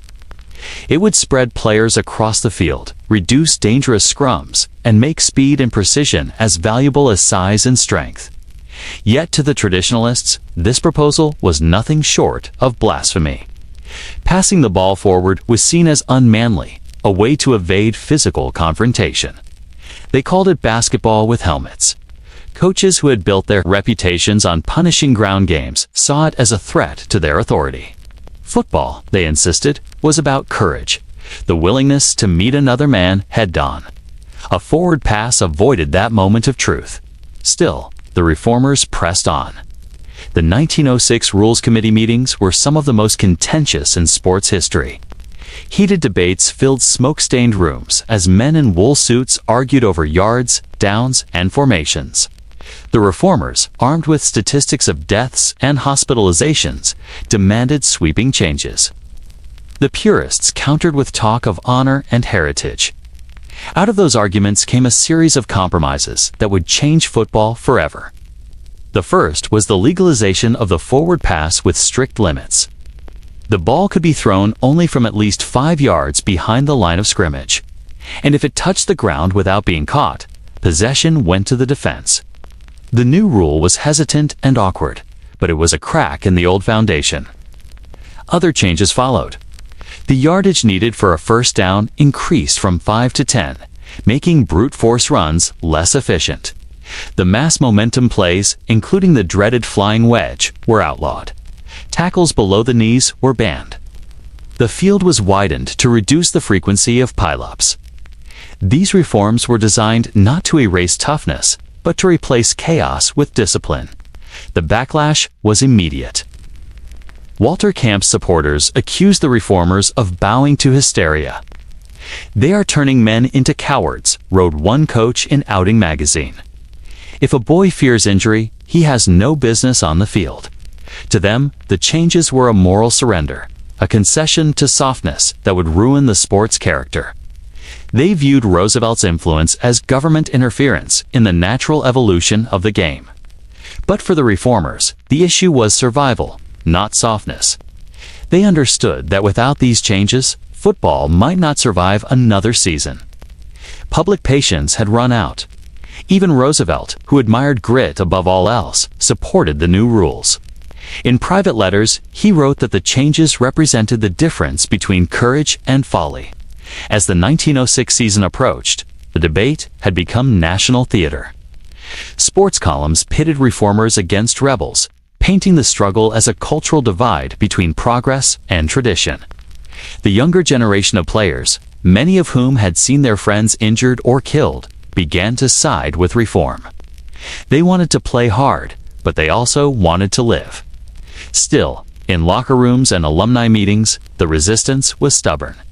Coaches who had built dynasties on intimidation refused to adapt. "This is not football," grumbled one Yale captain after the new rules were announced. "It's a parlor game." To others, It was an experiment doomed to fail. They predicted empty stadiums, dull games, and the slow death of the sports spirit. The early reformers knew they were walking a narrow line. Too much change would alienate fans. Too little would invite more tragedy. But the shift had begun. For the first time, football was being reshaped not by brute force, but by deliberate thought. The rulebook was no longer a reflection of who was strongest, but of what was right. That transformation was not smooth. The first attempts to use the forward pass were clumsy, even comical. Quarterbacks fumbled, receivers hesitated, and referees struggled to interpret new rulings. Some coaches refused to implement the rule at all. Yet beneath the confusion was a spark of possibility. A game once defined by collisions now hinted at creativity. By the end of 1906, the reformers could claim cautious victory. The death toll dropped dramatically. Games were cleaner, though not entirely safe. The public, still wary, began to return to the stands. Football had survived its reckoning, but it was not yet out of danger. The old guard still held influence, and many sought ways to undo the changes in coming seasons. The battle between reform and rebellion would define the next decade of the sport's evolution. The forward pass, once derided as cowardice, would become the foundation of modern football. The same coaches who resisted it would later build empires around it. But in 1906, none of that was certain. What was certain was this: without the courage of reformers willing to face ridicule and resistance, football might have vanished entirely. The sport had taken its first step toward survival, not by fighting harder, but by finally learning how to think. By 1905, football was not just a sport. It had become a cultural battlefield, fought in the pages of America's newspapers. The game's violence had spilled beyond the field, into every parlor and schoolroom, every lecture hall and city square. The press, which once glorified the heroics of gridiron warriors, now turned its lens on the carnage itself. The tone shifted from admiration to alarm. The headlines no longer praised touchdowns. They counted bodies. The Chicago Tribune ran weekly tallies, reporting, deaths and broken bones with the same gravity reserved for war correspondents. The New York Times published editorials that questioned the moral fitness of a nation that cheered while young men were crushed under scrums of cleated feet. Harper's Weekly printed cartoons of bloodied players carried off like fallen soldiers. For the first time, America was seeing the sport not as an emblem of courage, but as a ritual of sanctioned brutality. Yet even as moralists condemned it, other papers defended football with equal fervor. The argument was not merely about safety, it was about identity. The game had become bound up with notions of manhood, patriotism, and discipline. To its defenders, football forged the virtues of toughness and endurance that a young, ambitious nation admired. The Philadelphia Press called it a forge for the nation's character, insisting that the sport produced the very kind of men America needed in its factories, fields, and armies. This division within the press reflected a deeper split in the culture. Urban intellectuals and educators, alarmed by the violence, saw football as a barbaric relic of an age that had outlived its usefulness. They wanted refinement, intellect, and restraint. But too many Americans, especially in a country still expanding westward, where labor and endurance defined survival, football represented the essence of progress through pain. It was the industrial age turned into spectacle, hard work, hierarchy, and consequence. Each newspaper found itself choosing sides. In Boston, where Harvard's prestige was inseparable from football glory, editors defended reform but resisted abolition. In Chicago and New York, where working-class readers filled the bleachers on weekends, journalists demanded a full reckoning. 18 deaths in one season, one editorial declared. And yet, they call it a game. The language of outrage became sensational by design. Newspapers understood that moral panic sold copies. Every gruesome injury was retold with greater drama. Every parental protest quoted at length. The sports tragedies made for riveting front-page reading. As one publisher admitted years later, football made men bleed. But it also made the papers sell.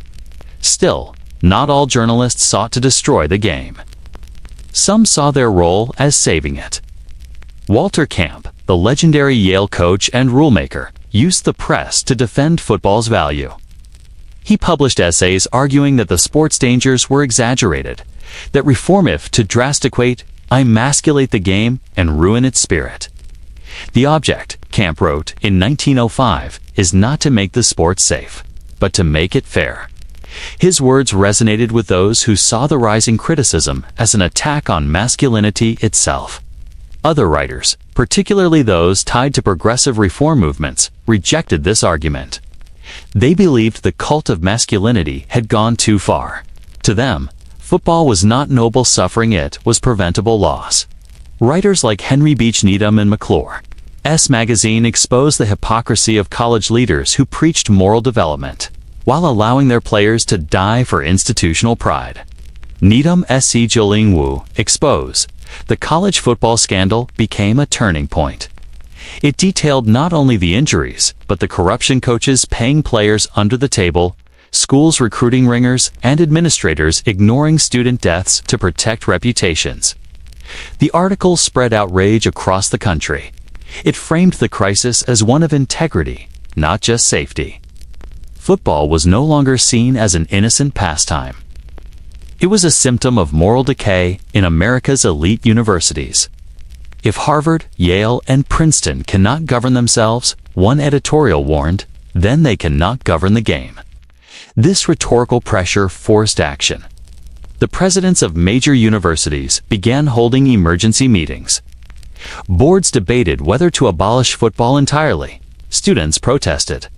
Alumni sent letters defending the sport as a vital part of their college identity. In the public arena, each opinion was amplified by the press, creating the first great media war in American sports. At the center of it all stood Theodore Roosevelt. Though not yet directly intervening, he watched the coverage closely. He understood that the press was shaping not just public perception, but the very survival of the sport. Roosevelt had used newspapers to his advantage throughout his political career. He admired their power, but he also feared it. If the tide of public opinion fully turned against football, no president could save it from extinction. The debates soon took on moral overtones that reached beyond sport. Newspapers began comparing football deaths to casualties in the workplace or on the battlefield. Editorials questioned why society tolerated death in recreation but demanded reform in labor. Was football a symbol of national vigor, national hypocrisy? The argument echoed across church pulpits, town halls, and legislative chambers. The game had become a mirror of America's own contradictions, proud of its toughness, but uneasy about its violence. The press, in its relentless coverage, gave this contradiction shape. Some journalists wrote with sorrow, describing the funerals of boys who had died in pursuit of college glory. Others wrote with fury, calling for bans and boycotts. A few wrote with nostalgia, defending the sport as a crucible for honor. In their collective noise, football's identity fractured. It was no longer a pastime. It was a question of conscience. Through it all, the newspapers inadvertently transformed football into a national obsession. By condemning it, they also ensured its survival. Each article drew more attention, more spectators, more curiosity. People who had never seen a game now wanted to witness the controversy firsthand. Stadiums filled even as the headlines darkened. America, it seemed, could not look away from the spectacle it was told to abhor. By the end of 1905, the sport was simultaneously vilified and mythologized. The media's power had made football infamous, but also immortal. It forced the conversation that would lead to reform, yet it also revealed the public's deep hunger for the drama of danger. In trying to civilize football, the press had made it more compelling. The same papers that condemned it ensured that it would never disappear. The 1905 media storm became a case study in American contradiction. Nation eager to fix its moral compass, but addicted to the thrill of conflict. Football was the perfect stage for that tension. Violent, beautiful, divisive, and deeply human. The reporters may have written to save lives, but what they truly captured was the beginning of sports as moral theater. Every tackle became a metaphor, every injury a headline, every reform an argument about what kind of nation America wanted to be. The media's power had turned a game into a national reckoning. The stories they printed didn't just describe football's chaos, they defined it. The winter of 1906 began not with a game, but with a reckoning. After a season filled with funerals and fury, the question was no longer whether football could survive, was whether it deserved to. Across the nation, newspapers printed death tolls like battle statistics. Parents protested. Clergymen denounced the game as barbaric. College boards debated abolition. What had once been the proud ritual of America's universities now faced extinction. The moment had come to decide whether the sport would evolve or vanish. In January of that year, 62 schools gathered in New York City for a meeting that would change American football forever. It was an unprecedented coalition of educators, coaches, and administrators. They came from Harvard and Yale, from Michigan and Chicago, from small liberal arts colleges and growing state universities. They represented different regions, different ideologies, but shared the same urgency. Something had to give. The event was held at the Murray Hill Hotel, a symbol of the genteel old order that had bred the very culture now under fire. Inside its ornate hall, the tension was thick with history. For years, these same schools had waged brutal wars on the field, fighting not only for victory, but for prestige. Now, their leaders sat across from each other as uneasy allies in reform. The ghosts of the fallen season hung over every word. The meeting began with reports of injuries and deaths. One by one, delegates read newspaper accounts and medical records. Skull fractures, ruptured organs, broken necks. The numbers were undeniable. 18 deaths in 1905 alone, dozens more crippled. It was no longer a sport of courage, it was a national embarrassment. Harvard's president, Charles Eliot, had already called for abolition, describing football as a moral abomination. Yale's representatives, long defenders of the game's toughness, could no longer ignore the cost. Even the legendary Walter Camp, who had once championed the old ways, admitted that reform was necessary. The heart of the debate centered on one question: how to preserve the essence of football while eliminating the carnage. The solution lay not in sentiment, but in structure. The rules themselves had become the enemy. For years, coaches exploited mass formation tactics plays, like the flying wedge that turned players into human battering rams. Teams lined up shoulder to shoulder, bodies locked, and charged as one into the defense. The result was a storm of collisions, skulls meeting knees, spines bending under the weight of a dozen men. It was spectacle by destruction. At the 1906 meeting, reformers demanded that such plays be outlawed. The flying wedge was declared illegal, and with it, an entire philosophy of football collapsed. The sport that glorified brute strength was about to embrace open space. The Rule Committee introduced a series of changes designed to spread the game across the field, to replace chaos with strategy. The most revolutionary of them all was the legalization of the forward pass. The idea was simple yet radical. Instead of endless ground battles, teams could now throw the ball forward, advancing it through the air. It transformed the geometry of the game, turning linear violence into creative opportunity. For the first time, players could evade instead of endure. Speed and precision could triumph over sheer force. Football began to resemble not a brawl, but a contest of intellect and timing. The change did not come easily. Traditionalists argued that the forward pass was an act of cowardice. They claimed it would ruin the game's masculine integrity, that true football required men to win with strength, not flight. But reformers, led by visionaries like John Heisman and Amos Alonzo Stagg, saw it differently.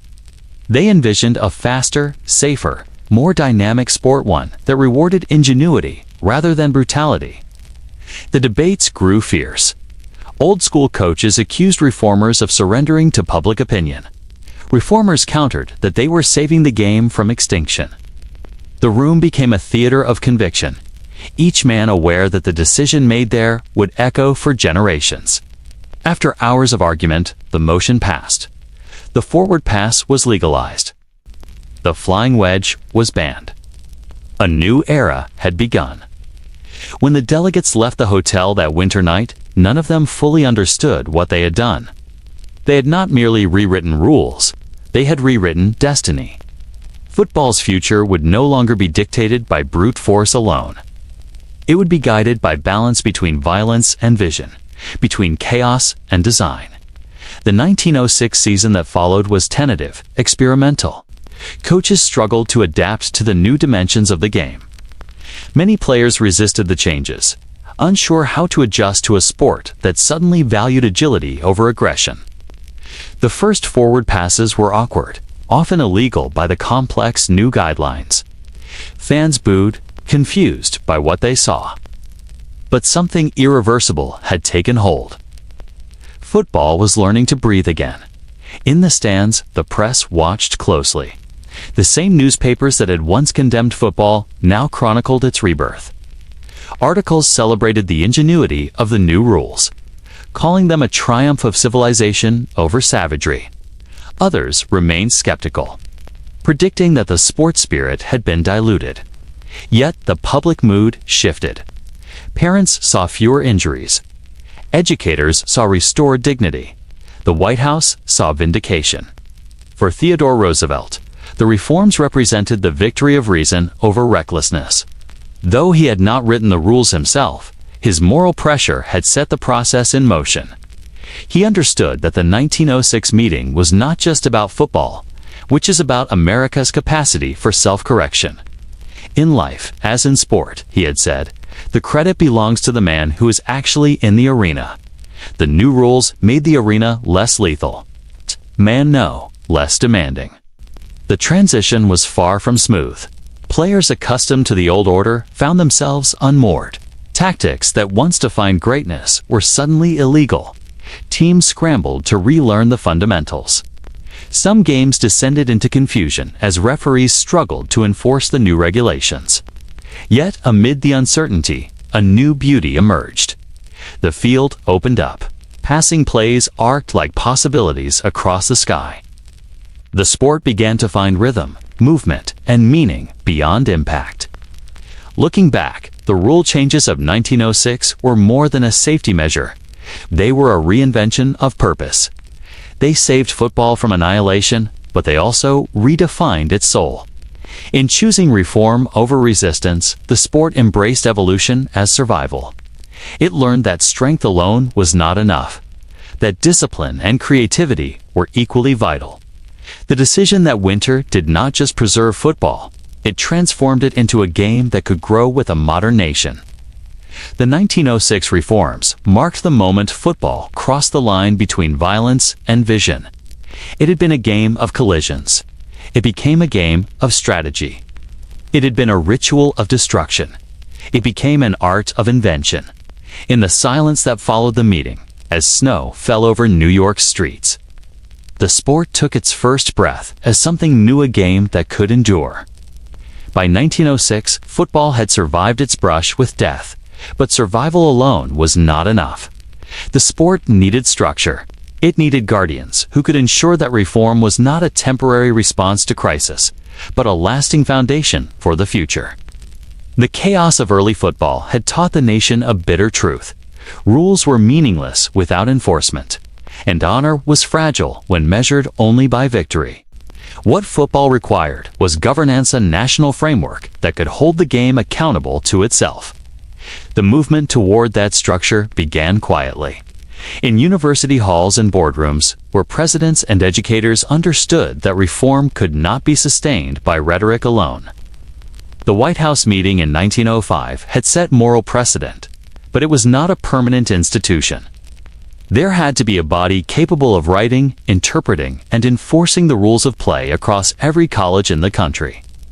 That idea would soon become reality in the form of a new organization, the Intercollegiate Athletic Association of the United States. Known today as the National Collegiate Athletic Association, the NCAA, its formation was not glamorous. There was no parade, no national broadcast, no sense of triumph. It began with letters, circulars, and a growing recognition that reform without structure was reform destined to decay. Henry McCracken, Chancellor of New York University, became one of the first to act. He saw the crisis of football not just as a problem of sport, but as a reflection of moral disorder in higher education. Colleges, he believed, had allowed competition to overshadow character. McCracken invited 13 institutions to meet in December 1905, urging them to create a governing association that would bring sanity to college athletics. That December meeting was modest, yet historic. Representatives from schools such as Columbia, Harvard, Yale, Princeton, and the University of Chicago gathered once again in New York. They agreed that the sport's survival depended on consistent standards rules that would apply equally, from the elite Ivy League to the rising state universities of the Midwest. Within months, the group expanded to more than 60 member schools. By March 1906, the Intercollegiate Athletic Association of the United States was officially born. The association's mission was simple in words, but vast in consequence: to regulate college sports in accordance with safety, ethics, and educational values. It would not only oversee the technical rules of football, but also guide the broader moral conduct of athletic programs. This was revolutionary in an era when colleges operated independently, each with its own codes and traditions. The IAAUS gave structure to chaos and established the idea that sports were not separate from education, but subject to its same ethical principles. In its early years, the association was not the powerful entity it would later become.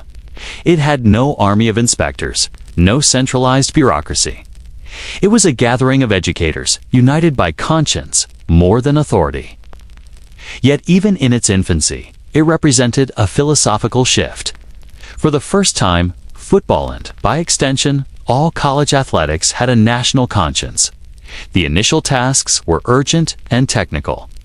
The IAAUS focused first on codifying the new football rules that had emerged from the 1906 meeting: the outlawing of mass formations, the regulation of line play, the standardization of the forward pass. They clarified field dimensions, player eligibility, and the definition of unsportsmanlike conduct. But beneath those details was a greater mission: the humanization of sport.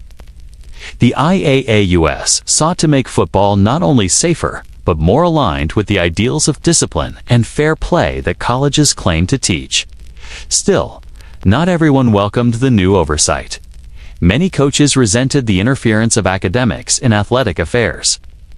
They saw the rulemakers as outsidersmen in suits who had never felt the pain of a tackle or the roar of a crowd. Critics accused the association of bureaucratizing the spirit of competition, of turning a visceral game into a moral lecture. Yet time would prove that the alternative was worse. Without oversight, the same chaos that had nearly destroyed the sport would have returned. The first years of the IAAUS were marked by tension between reform and tradition. Some schools adopted the new rules enthusiastically, embracing the forward pass and open formations. Others clung stubbornly to the old ways, testing the boundaries of legality. Violations were common. Enforcement was inconsistent. But the existence of a central authority meant that reform now had a voice, and with each season, that voice grew louder. The association's early minutes reveal a fascinating portrait of transition. Meetings were filled with debates, not only about safety, but about the very purpose of athletics. Should college sports serve education or spectacle? Should athletes be students first or competitors above all else? These were not administrative questions. They were moral ones, reaching to the heart of what America wanted its games to represent. By creating a governing body, the colleges effectively admitted that self-policing had failed. The same institutions that once celebrated reckless competition now sought to civilize it. Football was not banned, it was domesticated. The gridiron became a proving ground not just for toughness, but for discipline, leadership, and respect for rules, values that reformers claimed would shape citizens as much as athletes. The cultural impact was immediate. Public confidence in football began to return. Newspapers that had once condemned the sport as barbaric now praised its newfound maturity. Parents, once fearful, allowed their sons to play again. Enrollment in college teams grew. The reformed game spread beyond the Ivy League, capturing the imagination of smaller colleges and communities across the nation. Football was becoming truly American, not a regional ritual of the elite, but a national pastime.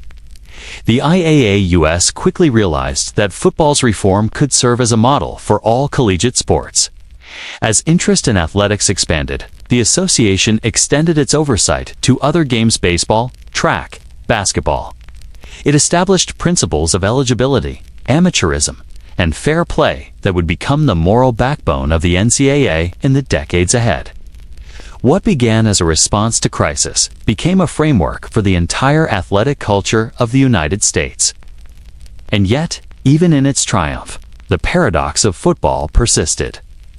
The game was safer, but still brutal. The rules were clearer, but still tested. Players continued to push limits, as athletes always do. Reform could contain danger, but it could not erase it. The IAAUS could legislate fairness, but it could not legislate the hunger for glory.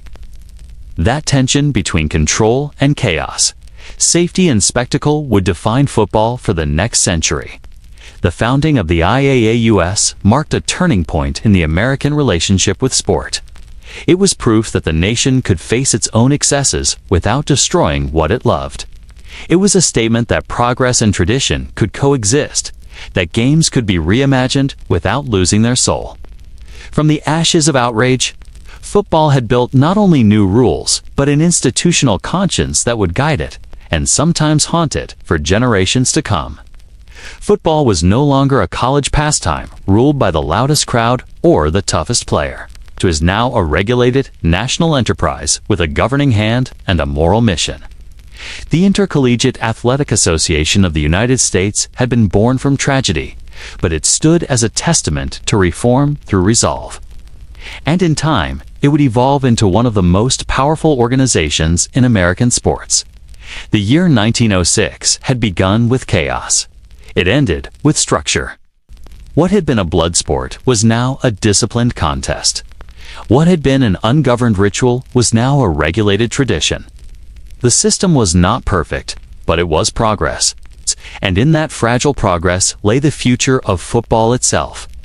The year following the reforms felt like a strange new dawn. The brutality that had once defined the game no longer ruled the field, but the scars remained visible.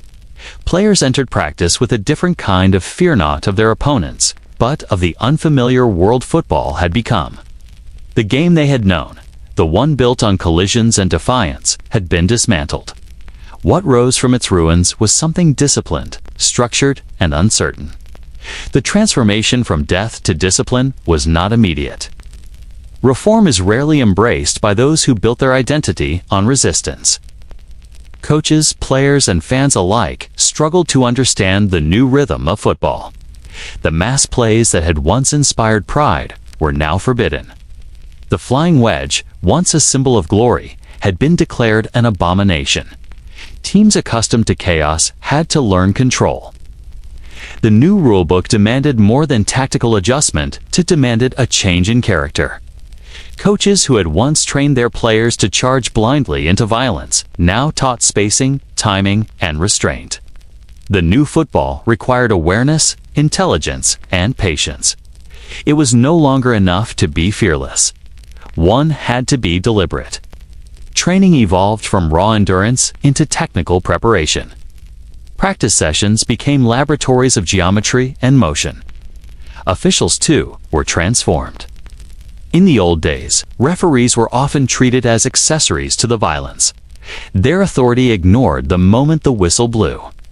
Games frequently erupted into brawls, with little recourse for order.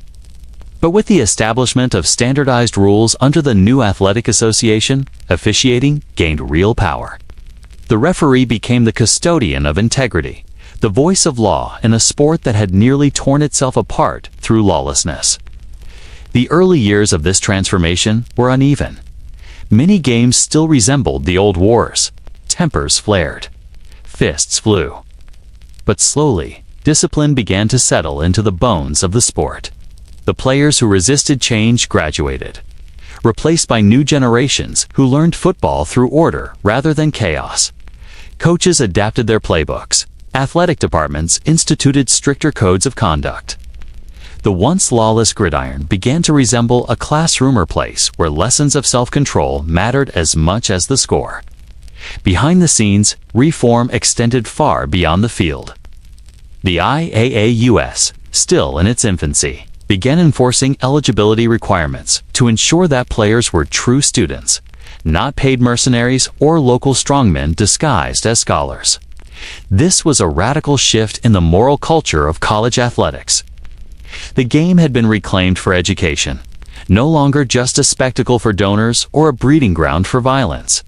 Schools introduced mandatory medical examinations before play, a step that would have been unthinkable in the reckless days of 1905. Coaches began consulting physicians, trainers, and faculty advisors on player safety. For the first time, football was subjected to a moral code. Acts once celebrated as toughness playing through concussion. Concealing injury, striking after the whistle were now signs of dishonor. The game's ethos shifted from recklessness to responsibility. It was not an easy transition. The public had long equated violence with valor, and taming that myth required time. Yet, through repeated demonstration, the sport began to prove that skill could be as heroic as pain. Resistance, of course, persisted. Old Guard alumni accused reformers of softening the game. They claimed that football's greatness came from its danger, that real men did not need protection. Newspaper columnists mocked the new rules, calling the forward pass a farce for cowards. But change has a way of proving its necessity through results. Fatalities declined, injuries decreased. The number of reported concussions and spinal fractures dropped dramatically within 2 seasons. Even the harshest critics could not argue with survival. What replaced brutality was not weakness, it was mastery. The best teams began to realize that discipline did not kill football's spirit, but refined it. Strategies became more intricate, plays more deliberate. Quarterbacks, once afterthoughts in a war of linemen, became field generals commanding precision. The forward pass turned from novelty into art. Games began to reward intellect and anticipation as much as aggression. The transformation also extended to coaching philosophy. Figures like Amos Alonzo Stagg, Fielding Yost, and Pop Warner embraced the new order, developing complex formations and play-calling systems that turned football into a science. They studied angles, timing, and deception. The brutality of the old game was replaced by the thrill of invention. The sport became a reflection of an industrializing America, efficient, organized, and driven by design. Off the field, reform continued in culture and conduct. Schools began to hold players accountable, not just for performance, but for behavior. The notion of sportsmanship gained moral weight. Athletic codes emphasized honesty, respect, and discipline. Where once brawls and taunting were seen as part of the game, now they were acts of disgrace. Universities understood that football's survival depended not only on rules, but on reputation. Training, too, evolved under the new ethics. Coaches introduced structured conditioning programs. Diets were monitored. Physical education merged with athletics as an academic discipline. Injuries, once dismissed as badges of honor, were treated with seriousness. Trainers began tracking recovery instead of pushing players beyond safety. It was the beginning of a scientific approach to sports medicine, though crude by modern standards. Football's reformers faced constant skepticism, but they persisted because they understood that structure was the only alternative to extinction. The discipline that replaced chaos was not just procedural, it was moral and intellectual. For the first time, football required thought. To play recklessly was to fail. To play with control was to triumph. That reversal of values turned the sport into something the nation could once again believe in. The players of this new era were different from their predecessors. They were no less brave, but their bravery had a new purpose. It was courage in understanding limits, not ignoring them. They saw the game not as a battlefield, but as a test of will, guided by intellect. The crowd still roared, but now the applause came for strategy as much as for impact. This transformation, though gradual, restored the sport's dignity. Universities, once embarrassed by football's savagery, began to celebrate it again as a model of discipline and teamwork. Public trust returned. The violence had not vanished, never would, but it was now contained within a framework of rules, shaped by a collective understanding that the game could only endure through control. By the time the first decade of the century drew to a close, the shift was unmistakable. The old chaos was gone. The death lists that had haunted headlines were shorter, then disappeared altogether. The public outcry faded into acceptance. Football had reclaimed its place, not through denial of its past, but through discipline born of it. From death came reform. From reform came order. And from order came the enduring structure that would define American football for the century to follow. When Theodore Roosevelt entered the fray of football's moral crisis, he was not merely a president overseeing a sport in trouble. He was a father, a reformer, and a man who believed that character was built in struggle. His sons, Theodore Jr. and Kermit, both played football at Harvard, and he admired their toughness.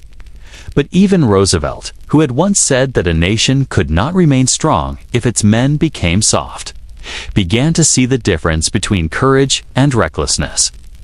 The public outrage of 1905 was not the outrage of weak men, but of a country confronting the limits of its own appetite for violence. Roosevelt's legacy in football began with one question: could a game born in brutality be remade without losing its soul? The letters Roosevelt wrote in those months are filled with a mix of affection and exasperation. He loved the discipline football demanded. He praised its ability to produce leadership, endurance, and team loyalty. But he was also aware of the darkness underneath the broken bodies, the needless deaths, the college presidents forced to explain funerals instead of victories. To Roosevelt, the sport was not the enemy. The failure to control it was. That distinction became the foundation of his reform. In the autumn of 1905, Roosevelt faced the public fury that had built for years. Newspapers described him as the only man with the authority to save the game. Some called on him to ban it entirely. Others begged him to defend it as a test of American spirit. The middle ground seemed impossible. Yet Roosevelt believed reform and preservation could coexist. His famous meeting with Harvard, Yale, and Princeton officials was not a scolding. It was a declaration of responsibility. He challenged them to reform from within to prove that football could be both manly and moral. Roosevelt's intervention did not create new rules by decree. Instead, it created moral momentum. His call to action inspired college presidents to take control from alumni boosters and reckless coaches. Within months, the Intercollegiate Athletic Association of the United States was formed, the organization that would later become the NCAA. This was not a bureaucratic invention, but a cultural transformation. Football's survival depended on governance, and governance required courage of a different kind, the courage to restrain one's own power. Roosevelt's speeches and letters after 1905 reflected this philosophy. He argued that physical struggle was essential to national vitality, but blind brutality was corruption, not strength. He spoke of the strenuous life not as a license for savagery, but as a moral challenge to face danger with discipline. In this context, football became a metaphor for the American spirit itself. Fierce, competitive, but bound by fairness and self-control. The sports reform became part of the broader story of progressive-era America, where law and order began to temper industry, sport, and public life. The image of Roosevelt in that moment square-jawed, bespectacled, resolute, became iconic. Newspapers portrayed him as the savior of football, the man who dragged a blood-soaked pastime back into respectability. That image was not entirely accurate, but it was powerful. Roosevelt had not written the new rules. He had done something more subtle and enduring. He had framed football's violence as a moral choice, forcing America to see that the survival of a sport depended on the conscience of its players and leaders. After the 1906 reforms took effect, Roosevelt continued to monitor football's evolution. He applauded the introduction of the forward pass, seeing it as proof that intelligence and creativity could replace brute force. He praised teams that emphasized discipline over aggression. His public comments celebrated the idea that sport should prepare men for the challenges of civic life, not for meaningless destruction. The value of football lies not in the winning, he wrote, but in the striving and the self-control that striving demands. Those words captured the essence of his legacy, not just saving football, but redefining what it meant to play like an American. Critics at the time argued that Roosevelt had compromised. The purists believed reform weakened the sport. The moralists believed it remained barbaric. But history proved Roosevelt's middle path was the only one that could last. By intervening, he preserved the spirit of competition while laying the foundation for safety and structure. Without his influence, the game might have been banned outright. With it, football evolved into something sustainably sport that could embody both toughness and integrity. Beyond the stadiums, Roosevelt's intervention echoed through American culture. It reinforced his broader campaign for civic virtue and responsibility. He viewed organized sport as a training ground for democracy, where teamwork mirrored citizenship and self-discipline mirrored moral strength. In saving football, Roosevelt also reinforced a vision of manhood rooted in balanced courage, tempered by restraint, ambition guided by ethics. That ideal became central to the way future generations viewed the sport. Coaches spoke of Roosevelt's code, a term used to describe playing hard but fair, fighting with honor rather than fury. Even decades later, when the NCAA faced new crisis racial integration, academic fraud, commercialization, the memory of Roosevelt's intervention lingered. Each reform that followed, from equipment safety standards to scholarship rules, drew from the precedent he set in 1905 that no game, however beloved, was above reform. Roosevelt's legacy proved that strength could coexist with morality, and that reform was not weakness, but wisdom. The paradox Roosevelt resolved was one that still defines football today. It remains a sport of contact and danger, yet it exists within rules designed to protect its players. The modern helmet, the concussion protocols, the targeting penalties all trace their lineage back to that first moral reckoning in 1905. Roosevelt. Legacy was not just in saving football, but in teaching it to evolve. His example reminds every generation that reform is the only path to survival. When Roosevelt died in 1919, just 14 years after his intervention, newspapers reflected on his vast list of accomplishments: the Panama Canal, the national parks, trust busting, and his Nobel Peace Prize. Yet many also mentioned football. They called him the man who kept the nation's game alive. In the decades that followed, as football grew from campus sport to national spectacle, his fingerprints remained on every rulebook. The sport that had once faced extinction became a cornerstone of American identity. Roosevelt's moral courage had transformed a crisis into a legacy. Looking back, it is clear that Roosevelt's greatest contribution to football was not administrative or procedural. It was philosophical. He gave the game a conscience. He made it possible for a nation to love a violent sport without being consumed by its violence. That delicate balance between aggression and integrity, between courage and control, became the unwritten rule that governed the sport's future. It was, in essence, Roosevelt's rule. As the reformers carried his vision forward, football entered a new century shaped by the tension he had to find. The sport would continue to face controversy and reform. But it would always carry within it the echo of 1905, the moment when leadership, morality, and courage met on the same field. Theodore Roosevelt's intervention had not just saved football, it had given it a soul. The 1905 football crisis did more than change rules. It altered the moral vocabulary of a nation. Before reform, football was a test of unrestrained physical dominance, celebrated as proof of manhood in its rawest form. After reform, it became a symbol of something subtler, balance between strength and control, courage and conscience. The violence that once defined the game began to serve as a warning about the dangers of excess. What emerged in its place was not a gentler sport, but a disciplined one. The cultural shift that followed reflected a deeper transformation in how America understood masculinity, morality, and the purpose of struggle. At the turn of the 20th century, America was obsessed with vigor. Industrialization had changed daily life, and many feared that modern comfort was eroding toughness. Football offered an antidote, a battlefield for young men of privilege to prove they were still capable of sacrifice and endurance.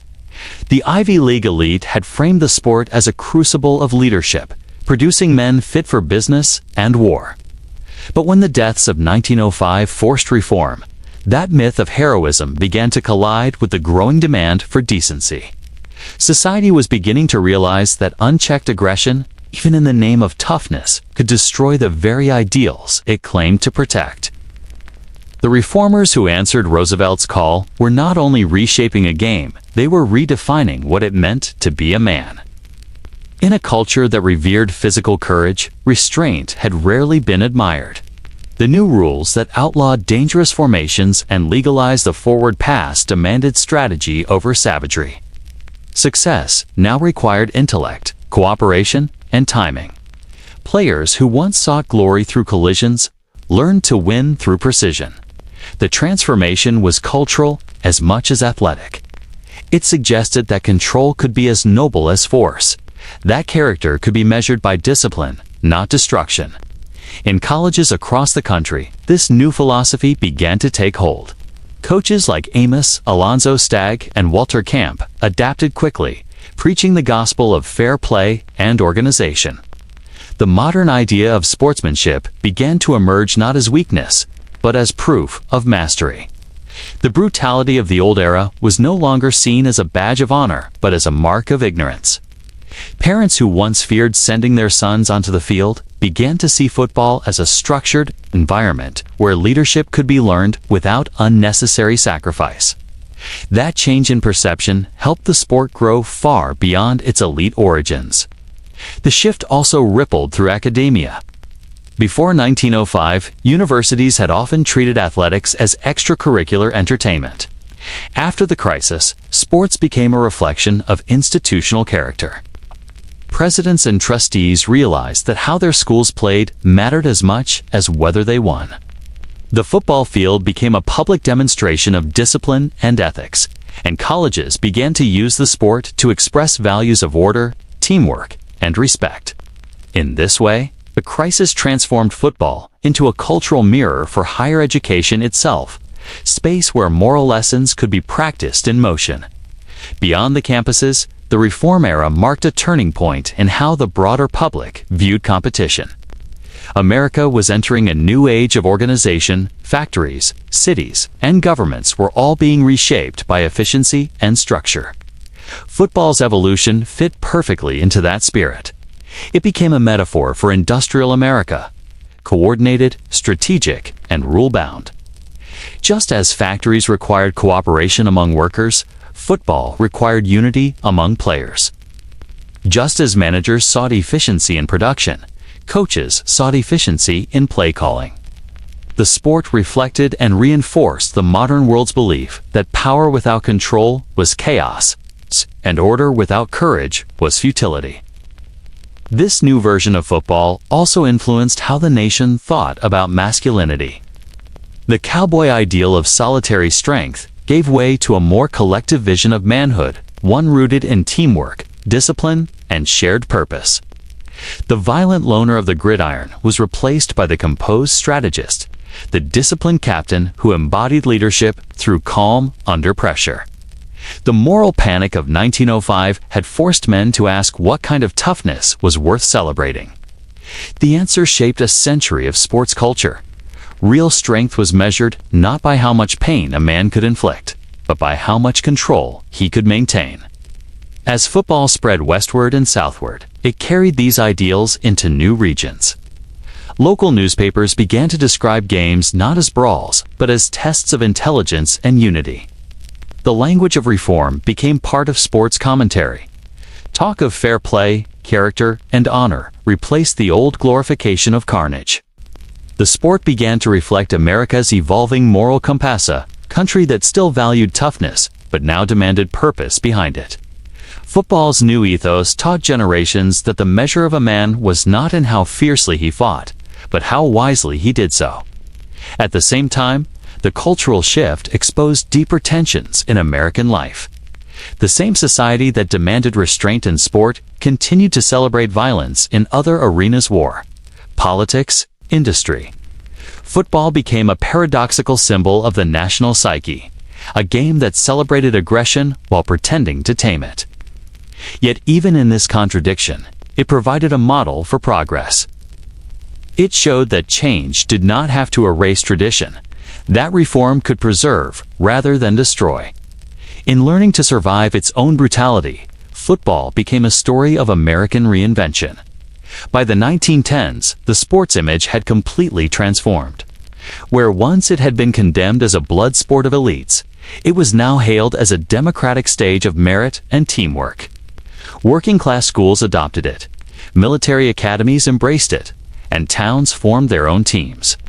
Football's reformed structure allowed it to move from exclusivity to universality. What began as an Ivy League spectacle became a national ritual. Every Saturday, from Boston to Chicago to Dallas, crowds gathered to watch young men enact a moral drama: discipline triumphing over chaos, intelligence over instinct. The sport had become not just entertainment, but an expression of who Americans believed they were becoming. The moral vocabulary that emerged from the crisis influenced far more than athletics. Business leaders used football metaphors to describe teamwork and leadership. Politicians invoked it to celebrate discipline and perseverance. The phrase "playing fair" entered public discourse as a moral ideal. Even education reformers drew lessons from the gridiron, arguing that structure and cooperation produced stronger citizens. Football had moved beyond the campus and into the culture's bloodstream. It was no longer simply a game, it was an allegory for civilization itself. And yet, the memory of 1905 lingered like a warning. The public remembered how quickly admiration had turned to outrage, how easily the line between courage and cruelty could vanish. That memory served as a moral anchor, reminding future generations that reform was not a one-time act, but a continuous responsibility. Every new controversy, from the rise of professionalism to the debate over concussions, a century later echoed that original crisis. The question never disappeared: how much danger could a nation justify in the name of spectacle? The answer that emerged after 1905 defined football's identity. It would be a sport of risk, but not recklessness. A contest of strength, but bound by law. Its heroes would be measured not by how much they endured, but by how well they played within the limits that made the game human. The crisis had forced America to articulate a new kind of heroism, one that combined courage with conscience. That shift was not only cultural, it was moral. It shaped how the nation came to see every contest, every struggle, every pursuit of greatness. Football's reformation became a parable of progress. It showed that tradition could evolve without collapse, that discipline could coexist with passion. It was proof that civilization itself, like the sport, could survive only through balance. The brutality of the early years had nearly destroyed the game, but in the ashes, a more thoughtful version emerged. It was still fierce, still demanding, but it now carried within it the wisdom of restraint. In learning to control its own aggression, football mirrored the journey of the nation that created it. The story of the 1905 crisis did not end in the first decade of the 20th century. It only changed its disguise. Every generation since has faced its own reckoning with the same question that haunted those who buried the game. First casualties. How much pain is too much? How much sacrifice can one sport demand before admiration turns again into outrage? The echoes of that year have followed football through every era, through every rule book and reform, through every promise that the worst was finally behind it. The shape of the violence has evolved, but the moral unease has never disappeared. In the 1950s, when television began to broadcast games to the nation, football entered living rooms as both spectacle and sermon. The same images that inspired pride also revived the old tension between admiration and alarm. Audiences could now see, in close-up, the cost of collision. Broken noses, limping heroes, players helped off the field to the applause of thousands. The glory of endurance became the currency of the sport. America once again celebrated its warriors, just as it had a half-century earlier, and once again looked away from what those warriors endured in silence. The lessons of 1905, the warnings about unchecked brutality, began to fade under the lights of fame. By the 1970s, the game had grown faster, heavier, and more commercial. Equipment improved, but impact increased. Padding and helmets gave an illusion of safety while allowing even greater collisions. The violence that once occurred in scrimmages at Harvard Yard now played out before millions on national television. Players had become icons of strength, and the league that ruled them had learned the power of myth. The NFL presented itself as both entertainment and moral theater, a stage where courage was absolute and consequence unspoken. In that silence, the echoes of the old crisis began to stir again. The deaths of 1905 had been visible and immediate, their horror undeniable. The new crisis was slower, quieter, hidden within the brain. Medical reports began to describe something unseen. Men who forgot words, who woke with headaches, who could not sleep without nightmares of hits they could no longer remember. What was once crushed bones had become damaged minds. The danger had evolved from the external to the internal, but its meaning was the same. The sport's greatest pride, its physical intensity, was once again its greatest threat. By the early 2000s, a new wave of outrage began. Autopsies revealed chronic traumatic encephalopathy, a degenerative brain disease linked to repeated head trauma. The medical term CTE entered the public vocabulary just as the phrase murderous sport had entered it a century earlier. Families of former players came forward with grief and anger. The headlines no longer described broken necks. They described broken lives. Lawsuits replaced editorials, but the rhythm was the same. Denial, revelation, reform. The ghosts of 1905 had returned, wearing modern uniforms. In the heart of this new storm, football found itself caught between nostalgia and responsibility. For decades, the league had marketed toughness as virtue. Now that very image stood on trial. The NFL faced questions about what it knew and when it knew it. The conversations mirrored those of 1905 scientists warning of danger. Leaders promising reform. Fans torn between love for the game and fear for the men who played it. Once again, America was forced to confront its own reflection in the sport it adored. The reforms that followed were sweeping but familiar. Rules changed to protect quarterbacks and receivers. Helmet-to-helmet hits were penalized. Concussion protocols were introduced. Just as in 1906, the call for safety met resistance from purists who believed the changes softened the game. Commentators used the same language their predecessors had used a century before. They spoke of the death of real football, of overprotection, of a loss of manliness. The words were nearly identical to those that filled the newspapers in Roosevelt's day. History, it seemed, had found its echo. Yet, behind the public arguments, something deeper was shifting. Just as the crisis of 1905 had redefined courage, the concussion era began to redefine what it meant to protect and value life within the sport. Players began to speak openly about pain, mental health, and identity. Retirements came earlier. Coaches began to teach tackling techniques that emphasized form over force. Science became part of the conversation, not its enemy. Slowly, the sport began to learn again that progress did not weaken its spirit, it preserved it. There were moments of haunting symmetry. In 2011, when former player Dave Durson took his own life and left a note asking that his brain be studied for research, it echoed the tragic sacrifice of players from 1905 who had given their bodies without knowing the cost.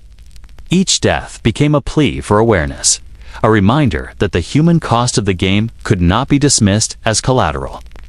The scientific discoveries that followed revealed the depth of the damage, forcing the public to confront the sport's moral limits once again.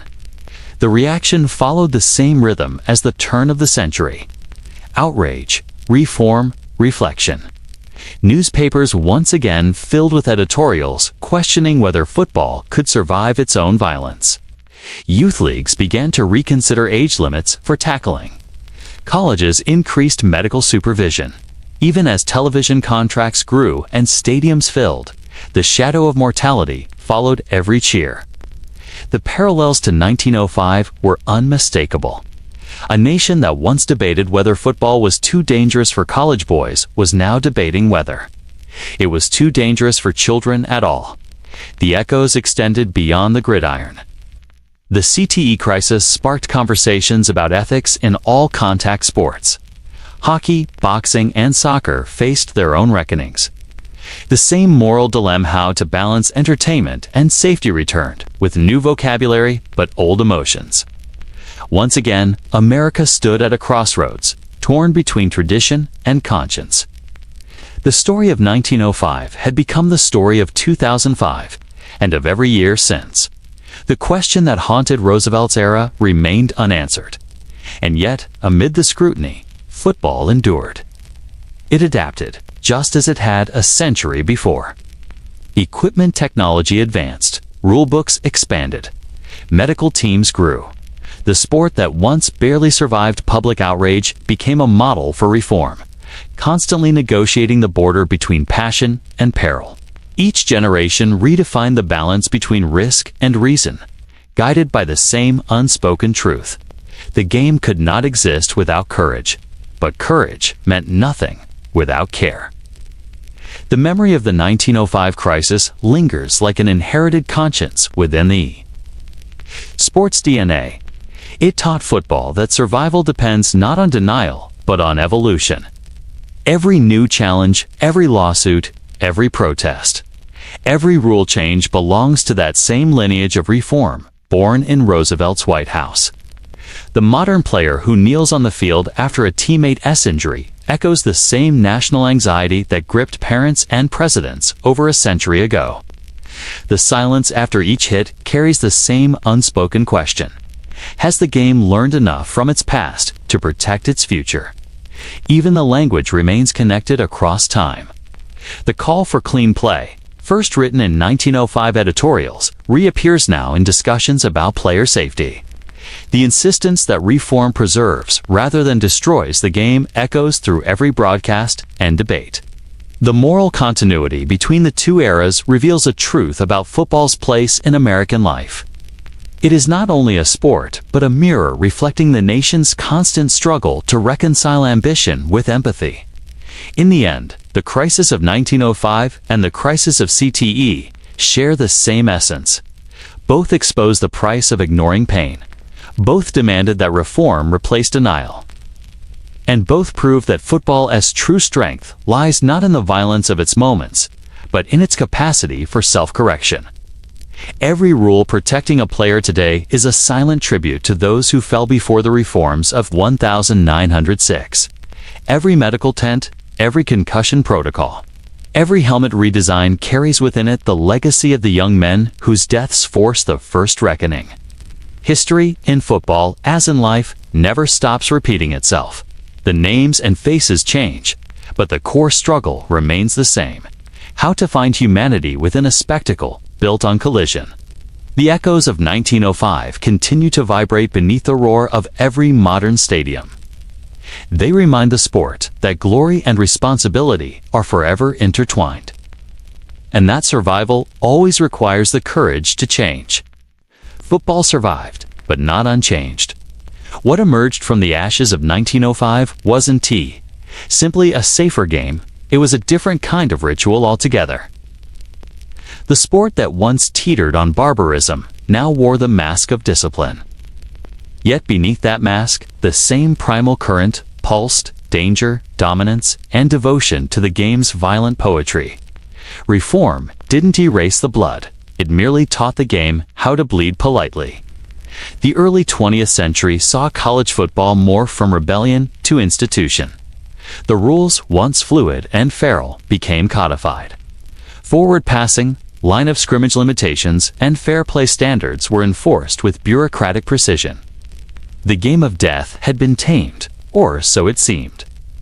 What began as a moral crusade became an administrative victory.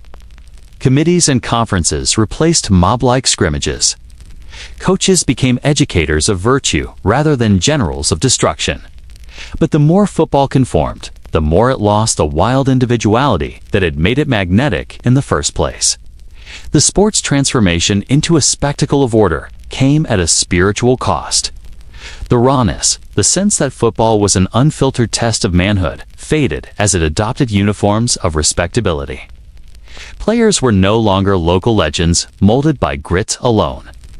They became products of systems, pipelines, and regulations, where violence once reigned unchecked, structure now dominated, and with it, control. By 1910, newspapers no longer led with death counts. Instead, they praised athletic reforms, quoting university presidents and reform-minded officials. The sport was presented as proof that America could discipline its aggression, that the nation's sons could still be warriors, but civilized ones. Yet, as the sport expanded, the very machinery that saved it also began to exploit it. Coaches became icons. Universities built fortunes around teams. The public, once horrified by carnage, was now hypnotized by competition. The game that had nearly died from excess violence found new life through spectacle. What few realized then was that this transformation laid the foundation for football's next identity, not as a pastime, but as a business. Rules were written to protect players, yes, but also to preserve the product.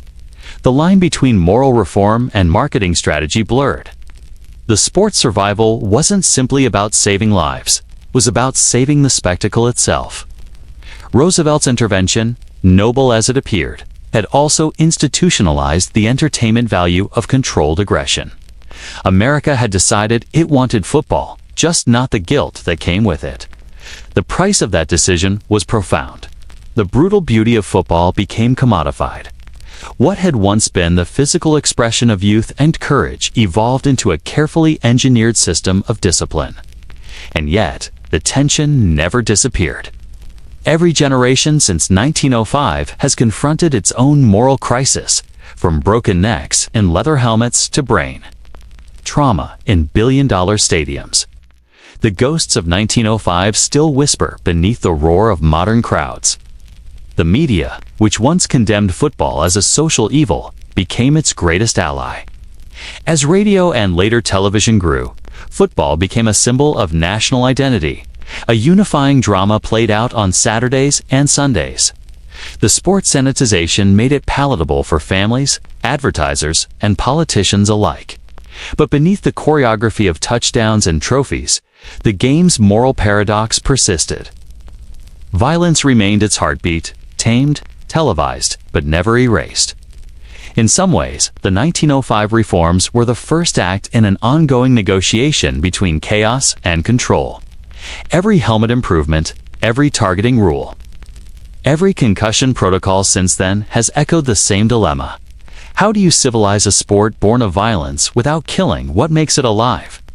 The early reformers believed structure could save the game's soul. In truth, it only changed its vocabulary. The brutality became more sophisticated, the consequences more invisible. Yet, survival brought opportunity. The sport's expansion beyond college campuses into professional leagues, once unthinkable, stemmed directly from its newfound respectability. Parents once afraid to let their sons play now boasted of athletic scholarships. Newspapers that once decried football's brutality now built empires around it. The crisis had not destroyed the sport. It had baptized it. But for every victory, there was a quiet loss. The rebellion that defined football's earliest years, the defiance of conformity. The reckless spirit of youth was traded for image, governance, and profit. The purity of playing for glory alone was replaced by contracts and calculations.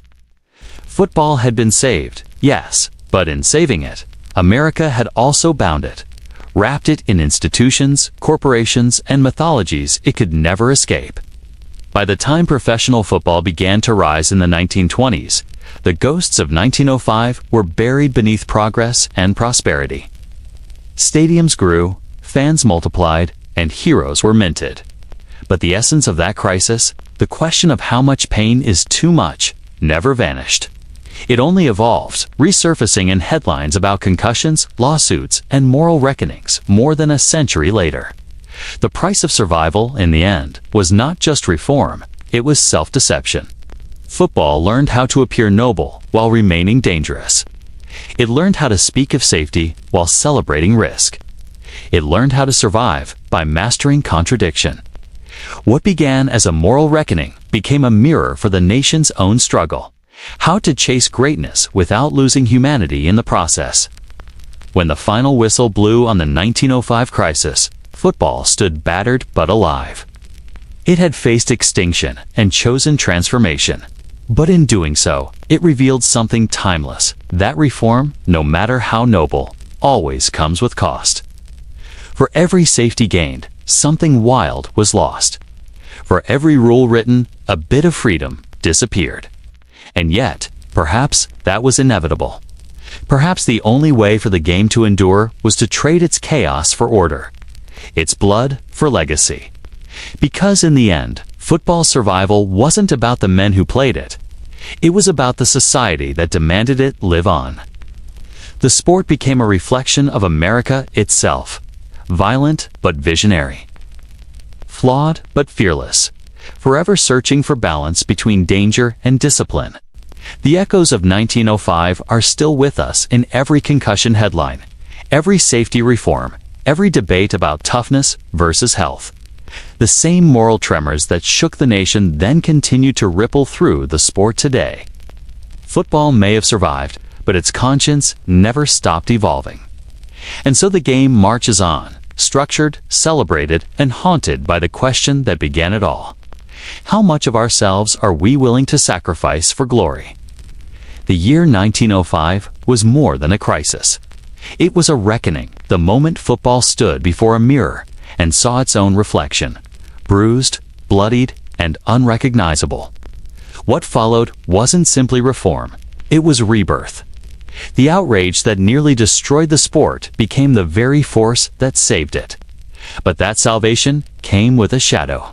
Because to survive, football had to change, not only in rules, but in spirit. It had to learn to speak the language of civilization while still feeding the hunger for conflict that made it irresistible. Looking back, 1905 feels both distant and eerily familiar. The same moral questions that haunted the early 20th century echo through the 21st. Then, it was deaths on college fields. Now, it's brains damaged in billion-dollar stadiums. The headlines have evolved, the stakes have multiplied, but the essence remains the same. How much risk is acceptable in the name of entertainment? How far can a culture glorify violence before it becomes complicit in it? These are not new debates. They are inherited ones, passed down like an unwritten rulebook from the age of leather helmets to the age of concussion protocols. Roosevelt's intervention, that iconic meeting at the White House, was not just about saving a sport. It was about defining a nation's values.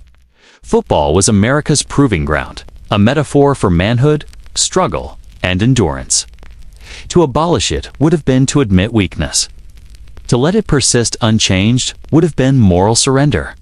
The compromise that followed reflected America's own dual identity: pragmatic yet idealistic, brave yet cautious, violent yet self-righteous. Football survived because America needed it too, not just as a pastime, but as a parable. Every generation since has rewritten that parable to fit its fears. In the 1950s, the sport was celebrated as a model of teamwork and discipline, the perfect Cold War allegory for strength through order. In the 1970s, it became a spectacle of rebellion and celebrity. The age of swaggering heroes and brutal hits replayed in slow motion. By the 2000s, it stood at the center of an empire, a multi-billion-dollar enterprise that turned pain into profit, tragedy into headlines, and resilience into branding. Yet beneath each era's triumph lay the same moral compromise that began in 1905, the willingness to overlook suffering for the sake of glory. That, perhaps, is the truest legacy of the 1905 crisis. It didn't solve football's problems. It taught the sport how to survive them. Reform became ritual. Outrage became routine. Each generation confronts its own scandal, its own outcry, its own reckoning, and each time, football finds a way to endure.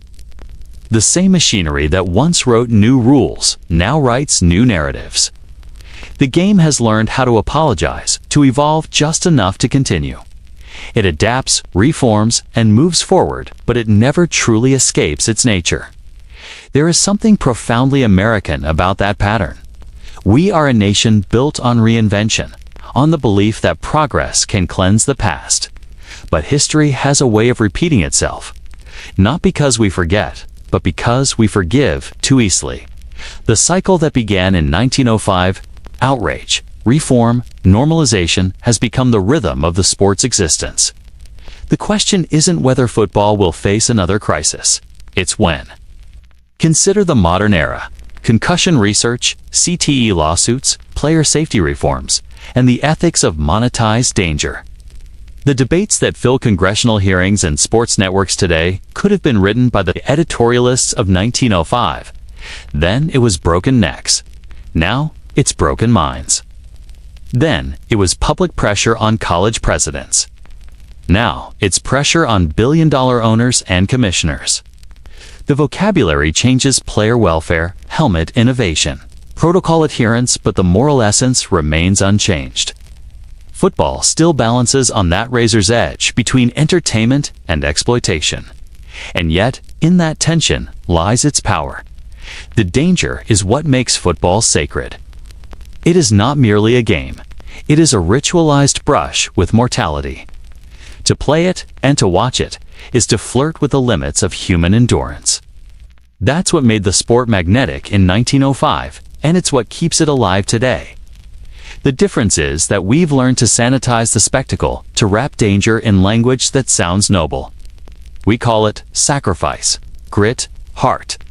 But the truth, unvarnished, is that we are still drawn to the same primal theater that once spilled blood on frozen college fields. The miracle of football's survival is that it managed to evolve without losing its essence. The warning is that it might not always succeed.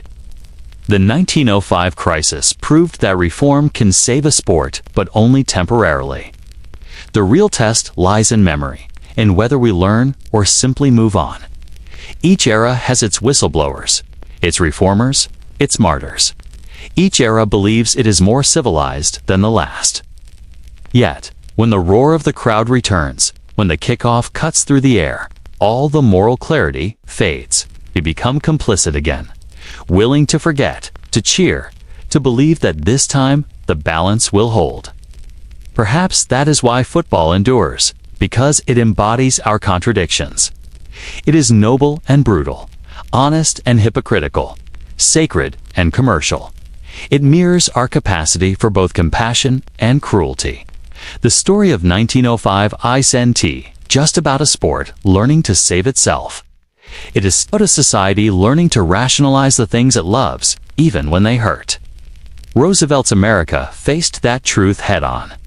Ours, a century later, still struggles too. There's a haunting symmetry to that history.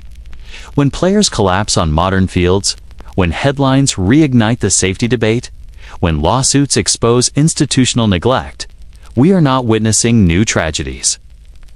We are reliving old ones with better lighting and bigger cameras. Every concussion protocol, every helmet redesign, every moral outcry is an echo of 1905. The names change, the stakes rise, but the dilemma remains. The very qualities that make football great, courage, danger, endurance, are the same ones that threaten its future. And yet, football refuses to die. That, too, is its warning. For all its flaws, it endures because it speaks to something deep within us, a yearning for struggle, for meaning found in pain, for order wrestled from chaos. The 1905 crisis was the first time America asked whether that yearning had gone too far. We are still answering that question today. More than a century later, the echoes of that moral storm remain. Every reform, every debate, every scandal is part of the same long conversation that began when college boys fell on muddy fields and the nation recoiled in horror. Football's survival was not inevitable. It was earned, fought for, and reshaped through outrage. That outrage gave the sport its conscience. It reminded us that even our most cherished traditions must face judgment, but conscience alone cannot save the game forever. The lesson of 1905 is not that reform brings peace, but that vigilance never ends, because every generation builds its own version of the sport, and with it, its own crisis. Some will call for change, others will defend the past. And somewhere between those forces, the game will continue, battered, beautiful, and burdened by history. Football's survival is both miracle and warning. It endures not because it has conquered violence, but because it has learned to coexist with it. The same spirit that nearly destroyed it in 1905 still drives it today. The hunger to test limits, to feel something raw and real. That hunger built the game. It also threatens to unmake it. And perhaps that is the most haunting truth of all, that every era finds its own crisis, but not every era survives it.